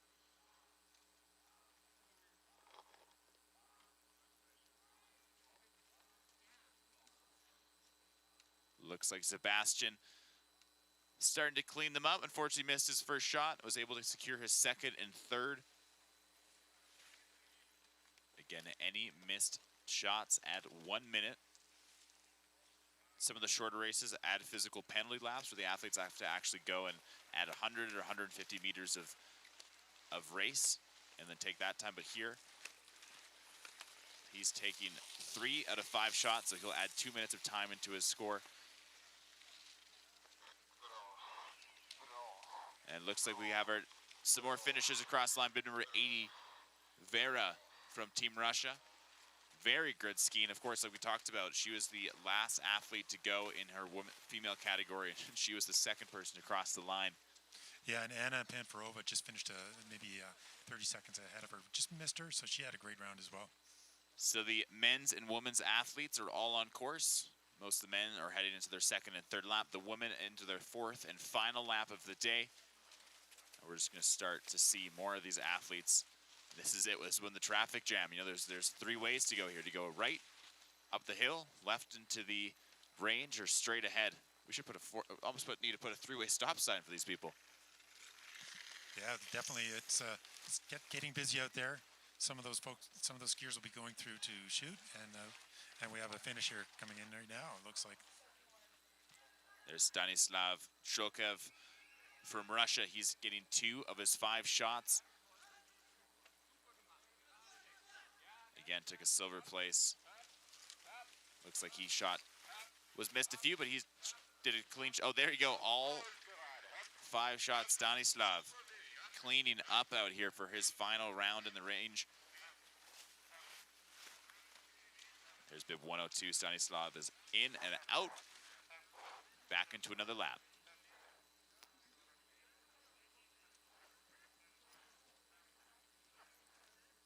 Yeah, there's so much going on, Josh. I can't keep track of whether that's Stanislav's third or fourth shooting, but he's doing really well. He's shooting very, very strong, and then skiing very fast as well. So if you're just tuning in online, you're watching the 2021 Canmore World Para-Nordic Skiing World Cup live here from the Canmore Nordic Center. Thank you so much for joining us online at cbcsports.ca. We'll be broadcasting the event all week long. We've got 2 more big days coming at you. Saturday, December 11th is Sprints Biathlon, and Sunday, December 12th is Mid-Distance Biathlon. You're watching individual biathlon right now. We've got athletes representing 14 nations around the world, including this gentleman, Jake Adikoff, one of the most accomplished American para-Nordic skiers. He's had a great run thus far, earned himself a bronze medal in the 12.5 kilometer distance race. We expect to see a great performance out of this young gentleman. Coach came and mentioned there's no audio on 17.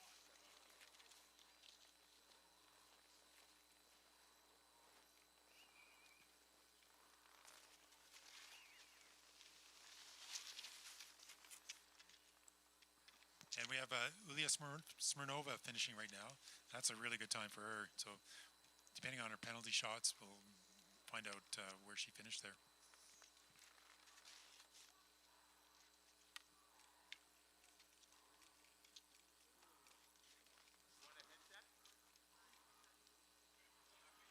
There we go. We see bib number 91, Nikita Pafarov and Ulia Smirnova.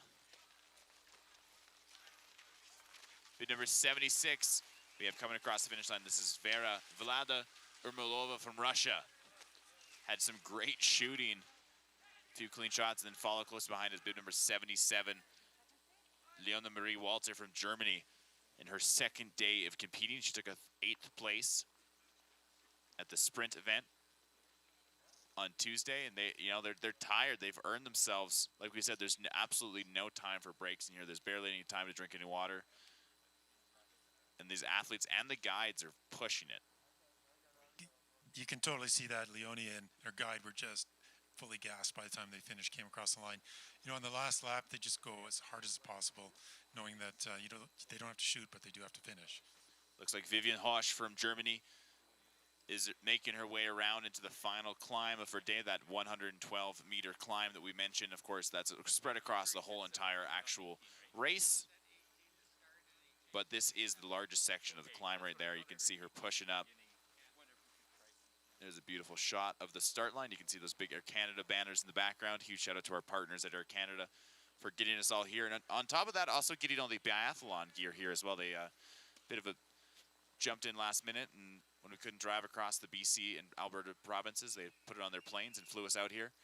As bib number 72, Anastasia Bazhin from Russia, bronze medalist in the 10-kilometer distance race, coming across the finish line with her guide, Sergei Sankian, from both Russian athletes, and their countrywoman, Marina Gadistiana from Russia, and her guide, Andre, coming across into the finish line now. These women are competing a very strong race. And congratulations to them all for coming across the line.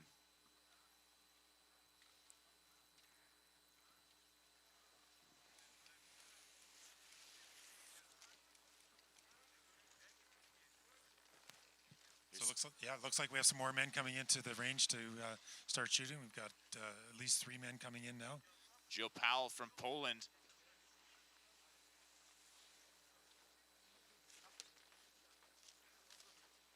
It looks like bib number 95 that belongs to Anthony Chalicon from France. Jill Powell from Poland to their left. As the concentration begins for these men, they're in their 3rd and 4th laps. For some of them, it may be their last opportunity in the range to try and get a clean shot and avoid any additional penalty time. You know, Shalikon's been done very well so far today. Good skiing and really good shooting. See those big, deep breaths. Good inhales and exhales as they concentrate in between. And there's a fast exit. Bid number 96, Nikolai Burdov. He's up and at him, gets his rifle down, gets his skis back up under his feet, pushing himself out of there.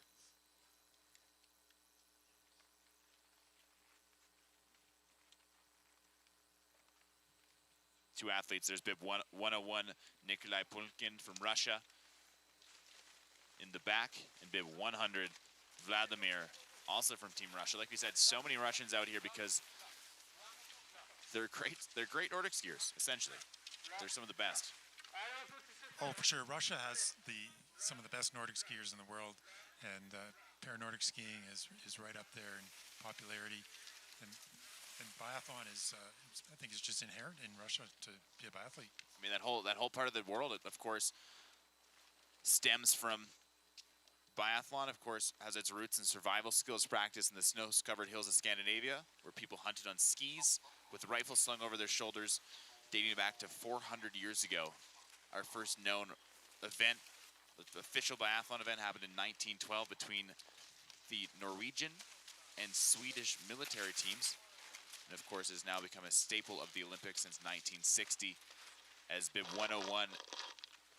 Nikolai from Russia, clean shots, all 5 in, doing his country proud, and of course so much history up there of the sport, and so much more to be written. Yeah, Nikolai's World Para-Nordic points put him right in there in number 2, so we'll see how he finishes up. But that was very strong shooting and out of the range very, very, very quickly.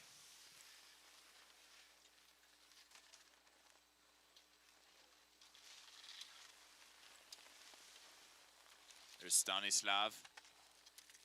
It's bid number 102. You can see him loading up, just getting started. He's currently the current leader in the world Para-Nordic points. He's hoping to continue his lead here, already getting 1 of 5 shots clean.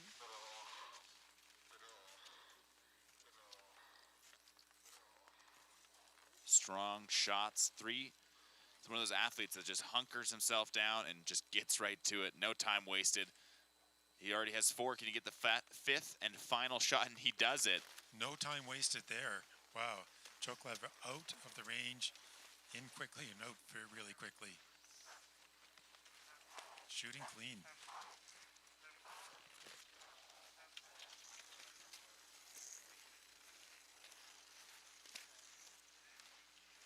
Look at this. A big push. You see some classic skiers and some skate skiers as they're pushing their way, some back up the hill. And it looks like bib 92 is going to come back into the range. That's Jake Adikoff from Team USA. Again, one of the more decorated American athletes. Outside of skiing, holds himself a degree in computer science and mathematics from the Bowdoin College in Brunswick, Maine, USA. Had his international debut in 2013 while competing for the U.S. and is out here looking good this far in the competition. Like we said, this is just the first World Cup of the season, but he's already earned himself a bronze on day number 2. And Jake takes his first shots. A little bit of troubles. Hoping to, again, any additional missed shot is an additional 1 minute added to his time. And we look to the finish line now, bid number 78, Vivian Hosch from Germany. Coming for a strong finish. Vivian didn't quite get to catch her shooting, but she did have a strong skiing. There's Jake Adikoff right there. There's his shots. He's got 1 left.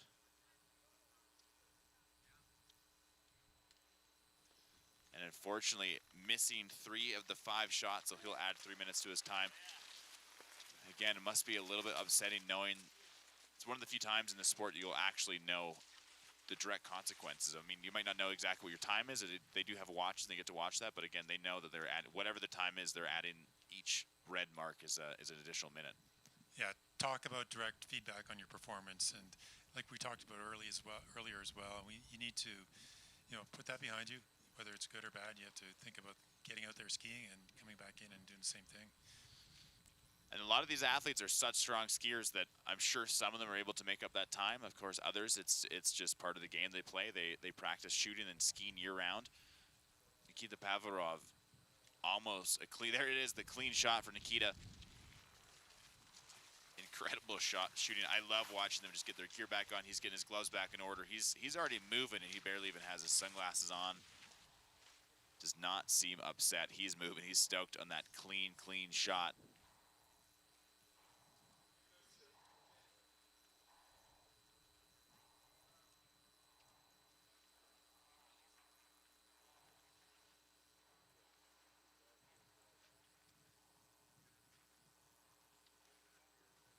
Temperature here in Canmore staying around -5. A beautiful afternoon, a little bit of sun poking through, some blue sky. A bit of shade on the course right now, which is, of course, going to change the speed. These athletes, of course, coming with their wax technicians and their coaches, all making educated decisions on what waxes to apply, how to set up their skis, what gear to use. And it all comes together to this, the actual race day. But Greg, it takes a team out here, takes a community to be able to put these athletes on snow. And here they are, racing, doing incredible work. Oh, for sure, Josh. Not only the volunteers, but we have all of the wax technicians and the coaches and the shooting coaches as well for the biathlon. But overall, I think this week the wax technicians have done really well. I haven't seen any major differences between the various countries. We see the Jaker there himself. That's Jake Adikoff. Was initially introduced in skiing in 2002 in Sun Valley, Idaho, through the Sun Valley Ski Education Foundation Junior Nordic Development Team, and just really took a liking for it. And here he is on the world stage, as we've seen bib number 96, Nikolai Burdov. He's coming into the range.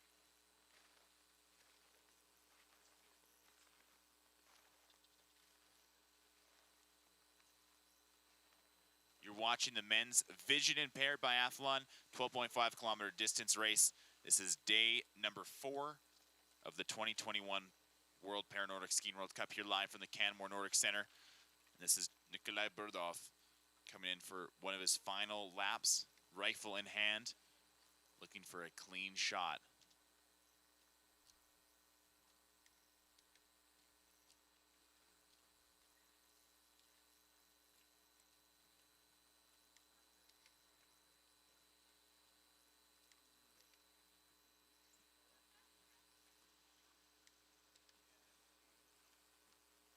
See those big breaths, see his body moving, he takes those big breaths, takes each shot. Not quite getting a glimpse of how he shot there, but he looked very composed in the actual holding of his rifle, and we'll see how that turns out for him as he continues on for his last and final lap. There's bib 101 now, Nikolai Purkunin from Russia. Yeah, Nikolai did really well in the last shooting. See how he does here? He's going to be one of the contenders contending against Stanislas Choklev. And Anthony Janakon from France taking a seat next to him. Got his rifles warmed up, ready to go. Now, when these athletes are actually coming into the range here, you can see Nikolai looks like he had a clean shot again. But Greg, when these athletes are coming into the range, how do they know which rifle to actually go to and which mat to land at? Well, each country is assigned a lane or a couple of lanes, and the guide and the coaches out there will make sure they get to the right one. Along with you can see a manager in the picture. He'll make sure they get into the right lane. And of course, there's a jury member, so that's someone who makes sure that the race is held fairly. Now in shot, we see Vladimir Karlin from Team Russia. You can see his shots here. Again, these athletes are using lasers, 10-meter distance between where they're seated and this target, and there you go. Vladimir doing it like a true Russian and shooting all 5 clear shots. Congratulations, he's off. The Russians are great shooters. Oh, definitely. They're really shooting well today. I mean, they're coming in and not spending a lot of time in the range, shooting well. And that's really where you want to be at. Sebastian Molden, you can see him being guided in by his front of house, Eric Pearson. That's a beautiful shot as he helps him get down. Now he's got hands on the rifle. Knows where he is. He's going to put the headphones on so he can listen to the sounds that guides him to take that shot.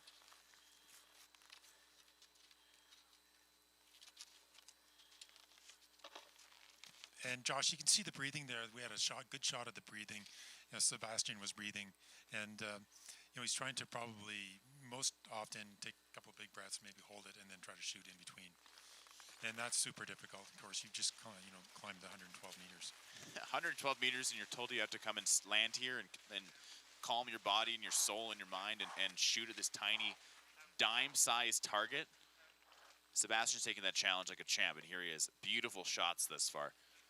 Fortunately missing, maybe might have jinxed him a little bit there. He's missing one. 3 of 5. We'll see if he can get a fourth. And there he is. There's a fourth. So unfortunately, missing one will add a minute of time to his overall positioning. But great shots as far. And like you said, most of these athletes are probably in reality going to miss a shot or two. And it's just the way it goes. And just as long as you're able to manage that across the whole 12.5 kilometer distance race, then it should be okay. And there's Jake Adikoff. Beautiful shots of him shooting, unfortunately missing the first two targets.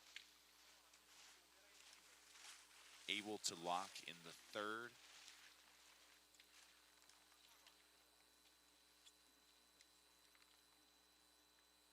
One more remains. Jake, unfortunately, having a bit of a frustrating day in the range. Unfortunately, missing 4 shots, so that will add 4 minutes onto his time. I believe missed a few last time as well. So a bit of a frustrating way to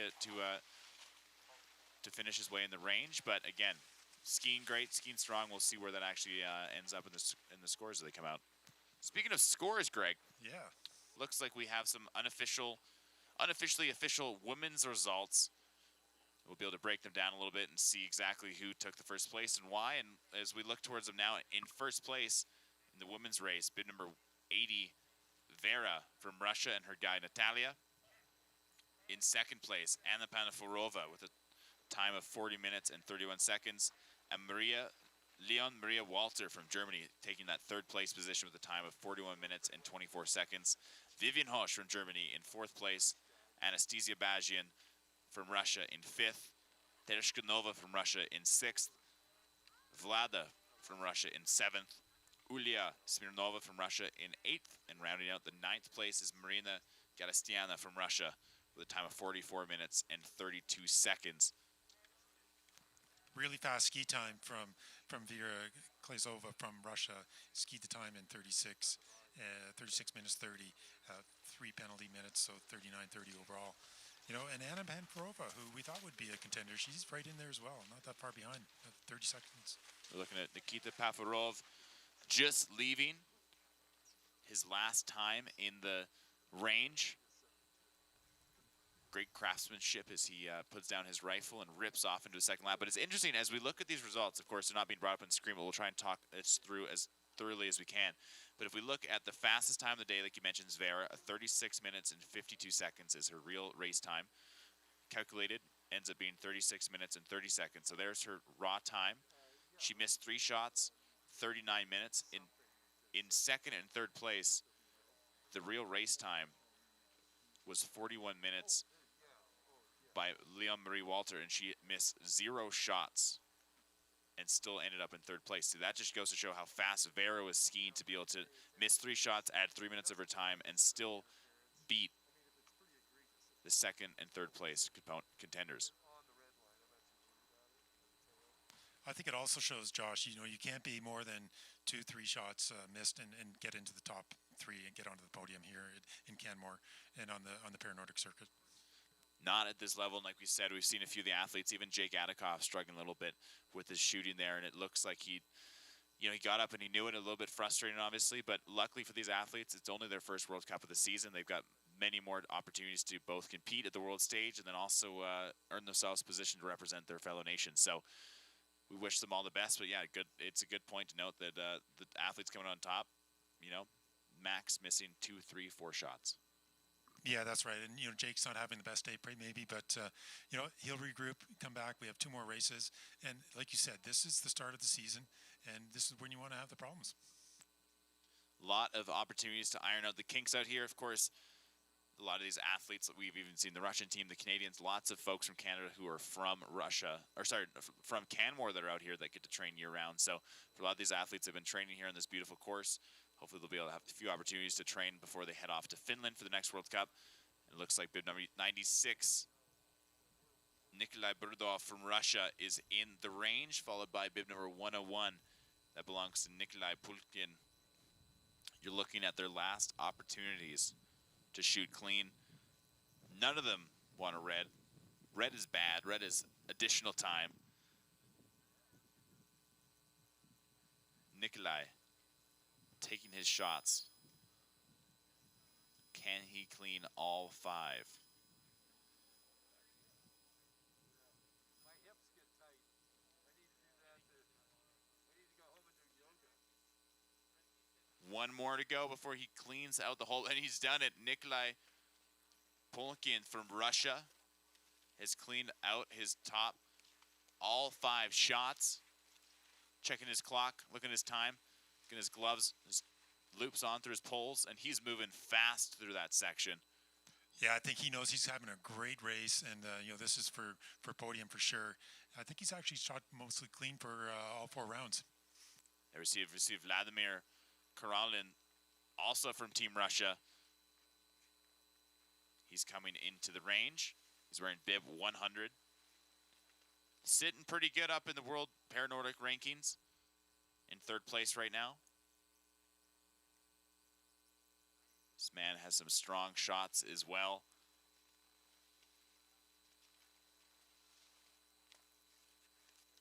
Quick shooter.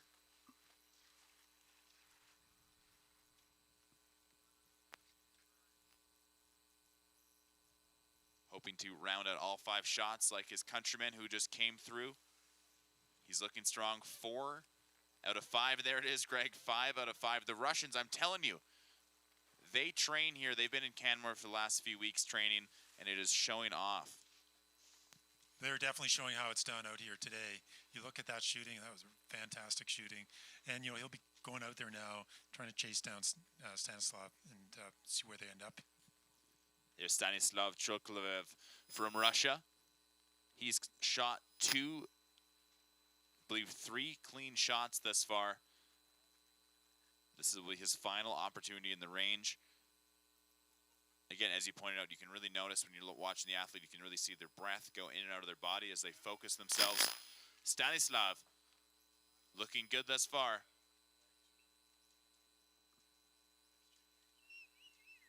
One more to go before Stanislav cleans the slate, and he's done it. Another incredible shot as Jake Adikoff and Sammy Hamilton, his guide from Team USA, cross the finish line. A great race by them, of course, not quite the way they wanted the shooting section to go, but they skied strong. And again, it's going to be great practice for these athletes. They still have 2 more World Cup events to go before we round out our season here in Canmore. Yeah, really strong skiing from Jake there, and you can see him coming across the line with his guide. 97 now is Sebastian Molden from Sweden. Again, the home of biathlon. It is in their blood. And he's been looking so strong up till now. As he focuses in, we'll see how many shots he can clean. Currently, Sebastian's ranked 5th on the Paranordic circuit. You can see that. I mean, he's shooting really well. His ski speed has been fast today as well, from what we're seeing up here. And we're closing in on his 5th shot. Unfortunately, missing 1 thus far, but he's shot strong. And unfortunately, there it is. So we've got 3 of 5 shots for Sebastian Molden and his guide Eric Pearson.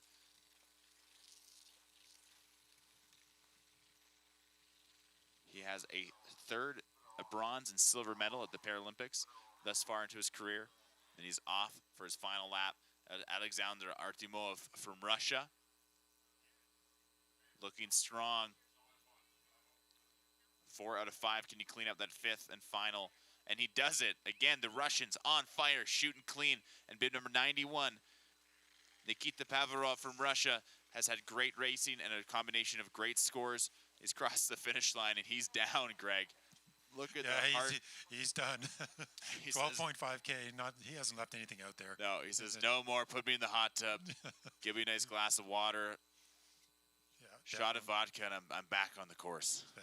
We sure hope that the folks in Sweden and Russia are able to watch your skiers, and they're probably a few hours ahead of us, probably about 6 or 7 hours at least in Sweden, and Russia maybe even 10 hours ahead of us. Really hope you're able to watch us online.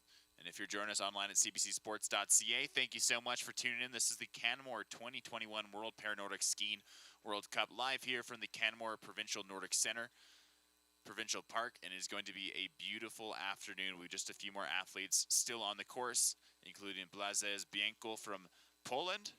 Here's his shots. The way this works, they need to clean all 5 shots in order to continue racing without any penalty time. If they do get a red dot, Blazed shooting clean, but each red dot on the screen represents a penalty shot, which means they have to add 1 minute onto their time.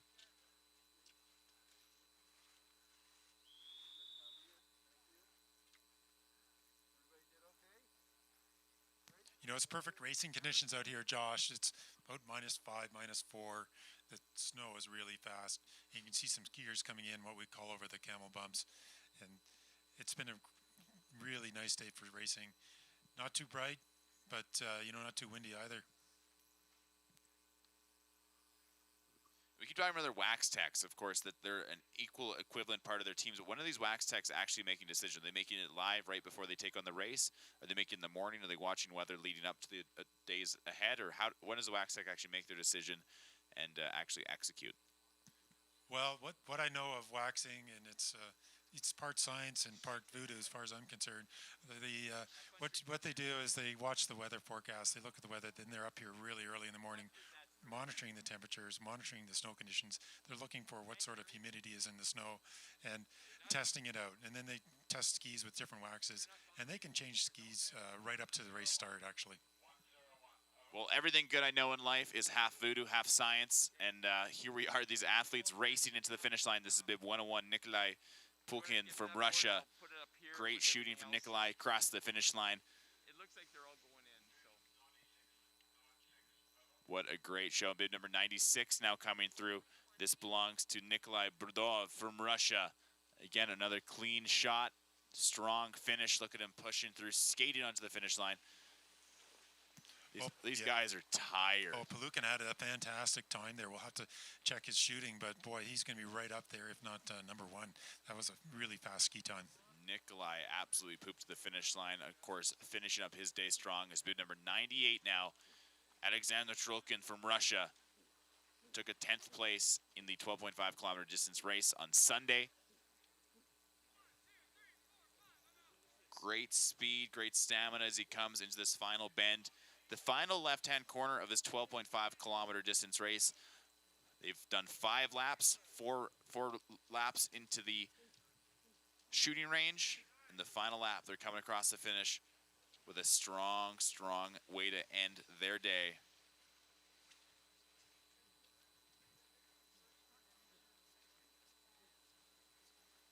These folks are tired. You can see the Russian athletes just taking a minute. They've earned it. Look at this race ahead of us. Yeah, we've got 2 finishers coming in now. And bib number 100, that's Vladimir Karulin. Bib number 93, Blazin Bienko. It looks like Blazin Bienko is back on the hill. It's bib number 100, Vladimir. One of the great shooters of the Russian team. Cleaning it up and finishing.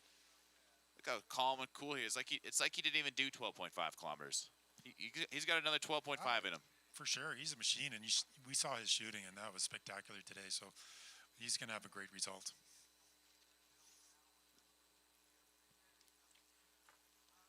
Here we got bid number 102, Stanislav Chokolovev, representing Team Russia, skating his way into the finish line. The guide up in front is a good shot of that microphone they have in front. That's what they use to communicate. And then a little speaker box, kind of looks like a fanny pack on his backside underneath the G on his bib, and that's how they're actually communicating in this vision impaired category. Bib number 102, Stanislav, crossing the finish line. Greg, another incredible Russian shooter. He shot clean every single time. Yeah, sure, looked like it. And we have another finisher coming in, bib number 5, Anthony Chelikon from France. And I think Anthony had a really great race for this early in the season. And definitely, you know, all of these skiers coming in after 12.5K and just giving it all they have on the last lap. You can see how tired they are. And this is not an easy course. We're here at the Canmore Nordic Center, and these are World Cup, world-class courses. And there's really no resting, and there's nothing to give back here. And it gives you any idea how much elevation these folks have climbed. The overall climb in each lap, if you combine it 5 times, because they're doing 5 laps, it is the height of the CN Tower. Imagine grappling yourself to the CN Tower with your cross-country skis on and climbing it vertically to the very top. And then once you get to the top, you have to shoot a bunch. And you're not stopping to shoot. You're resting, you're getting your body down on the ground, and you have to shoot perfect 5 shots and get back on the course. That's the kind of athleticism that we're seeing from these athletes as we have 2 more making their final push. Looks like we got bib number 94, Jill Powell from Poland, and bib number 97, Sebastian Molden from Sweden.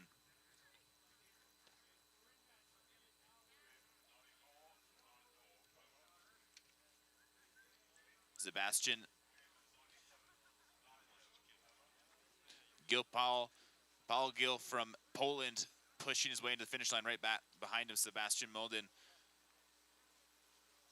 who has won a world title in 2016, 2017 in Germany, and finished top of the Cross Country World Cup overall rankings, and is going to be a strong contender both for this race and for the rest of the season, including the Paralympic Winter Games in Beijing in March. And big number 99 now coming to finish off his race, Alexander Artemov from Russia. Just a few athletes still left on the course, Greg.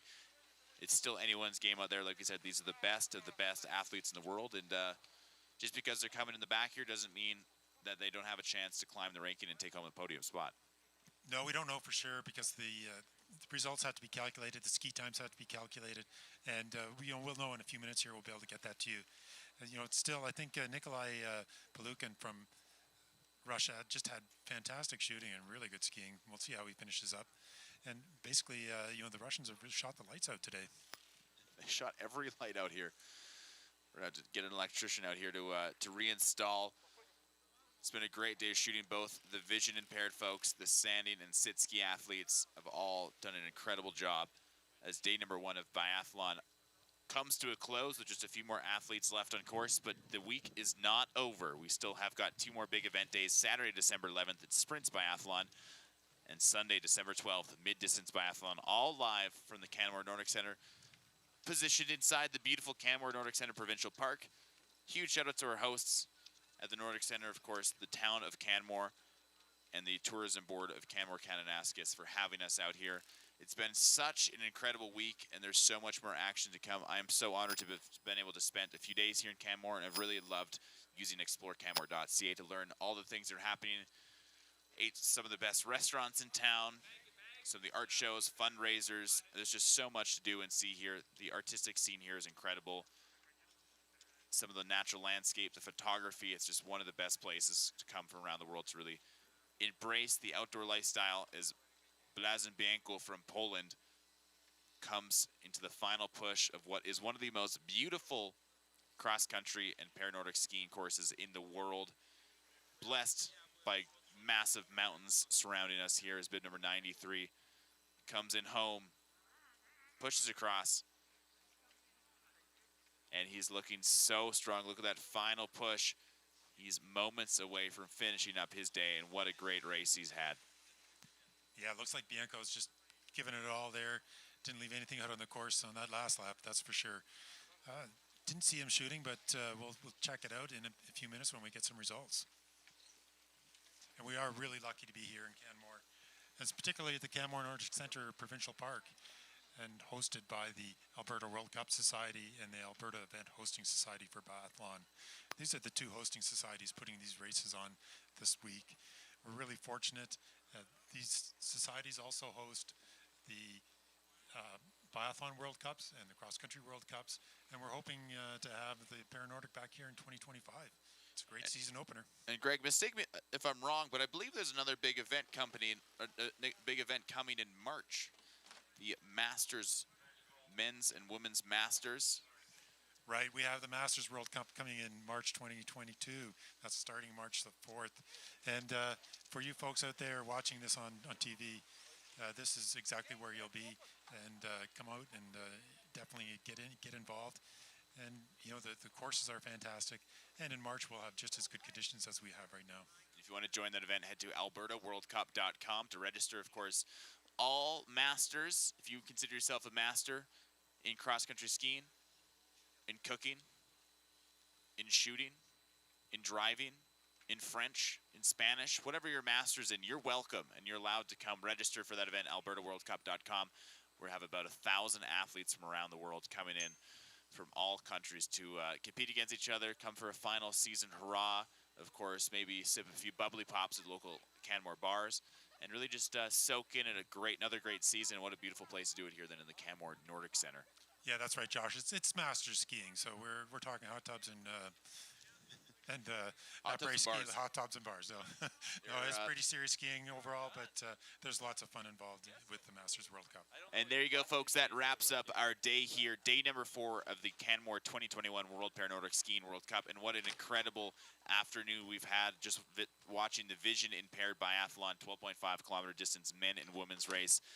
Just wrapping up. We're waiting for the results to come through for the men's category. We are sitting on some women's results that we'll announce here again, but just an absolutely beautiful day. Thank you all online for tuning in at cbcsports.com. We are not done this event. You cannot get rid of us yet. We've got 2 big days left, Saturday and Sunday.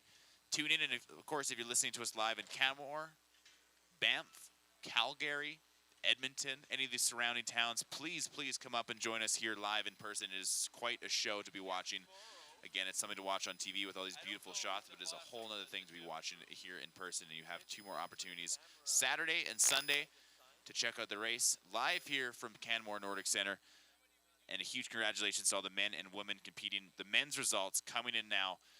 In 3rd place, Alexander Artemov with a time of 36 minutes and 21 seconds.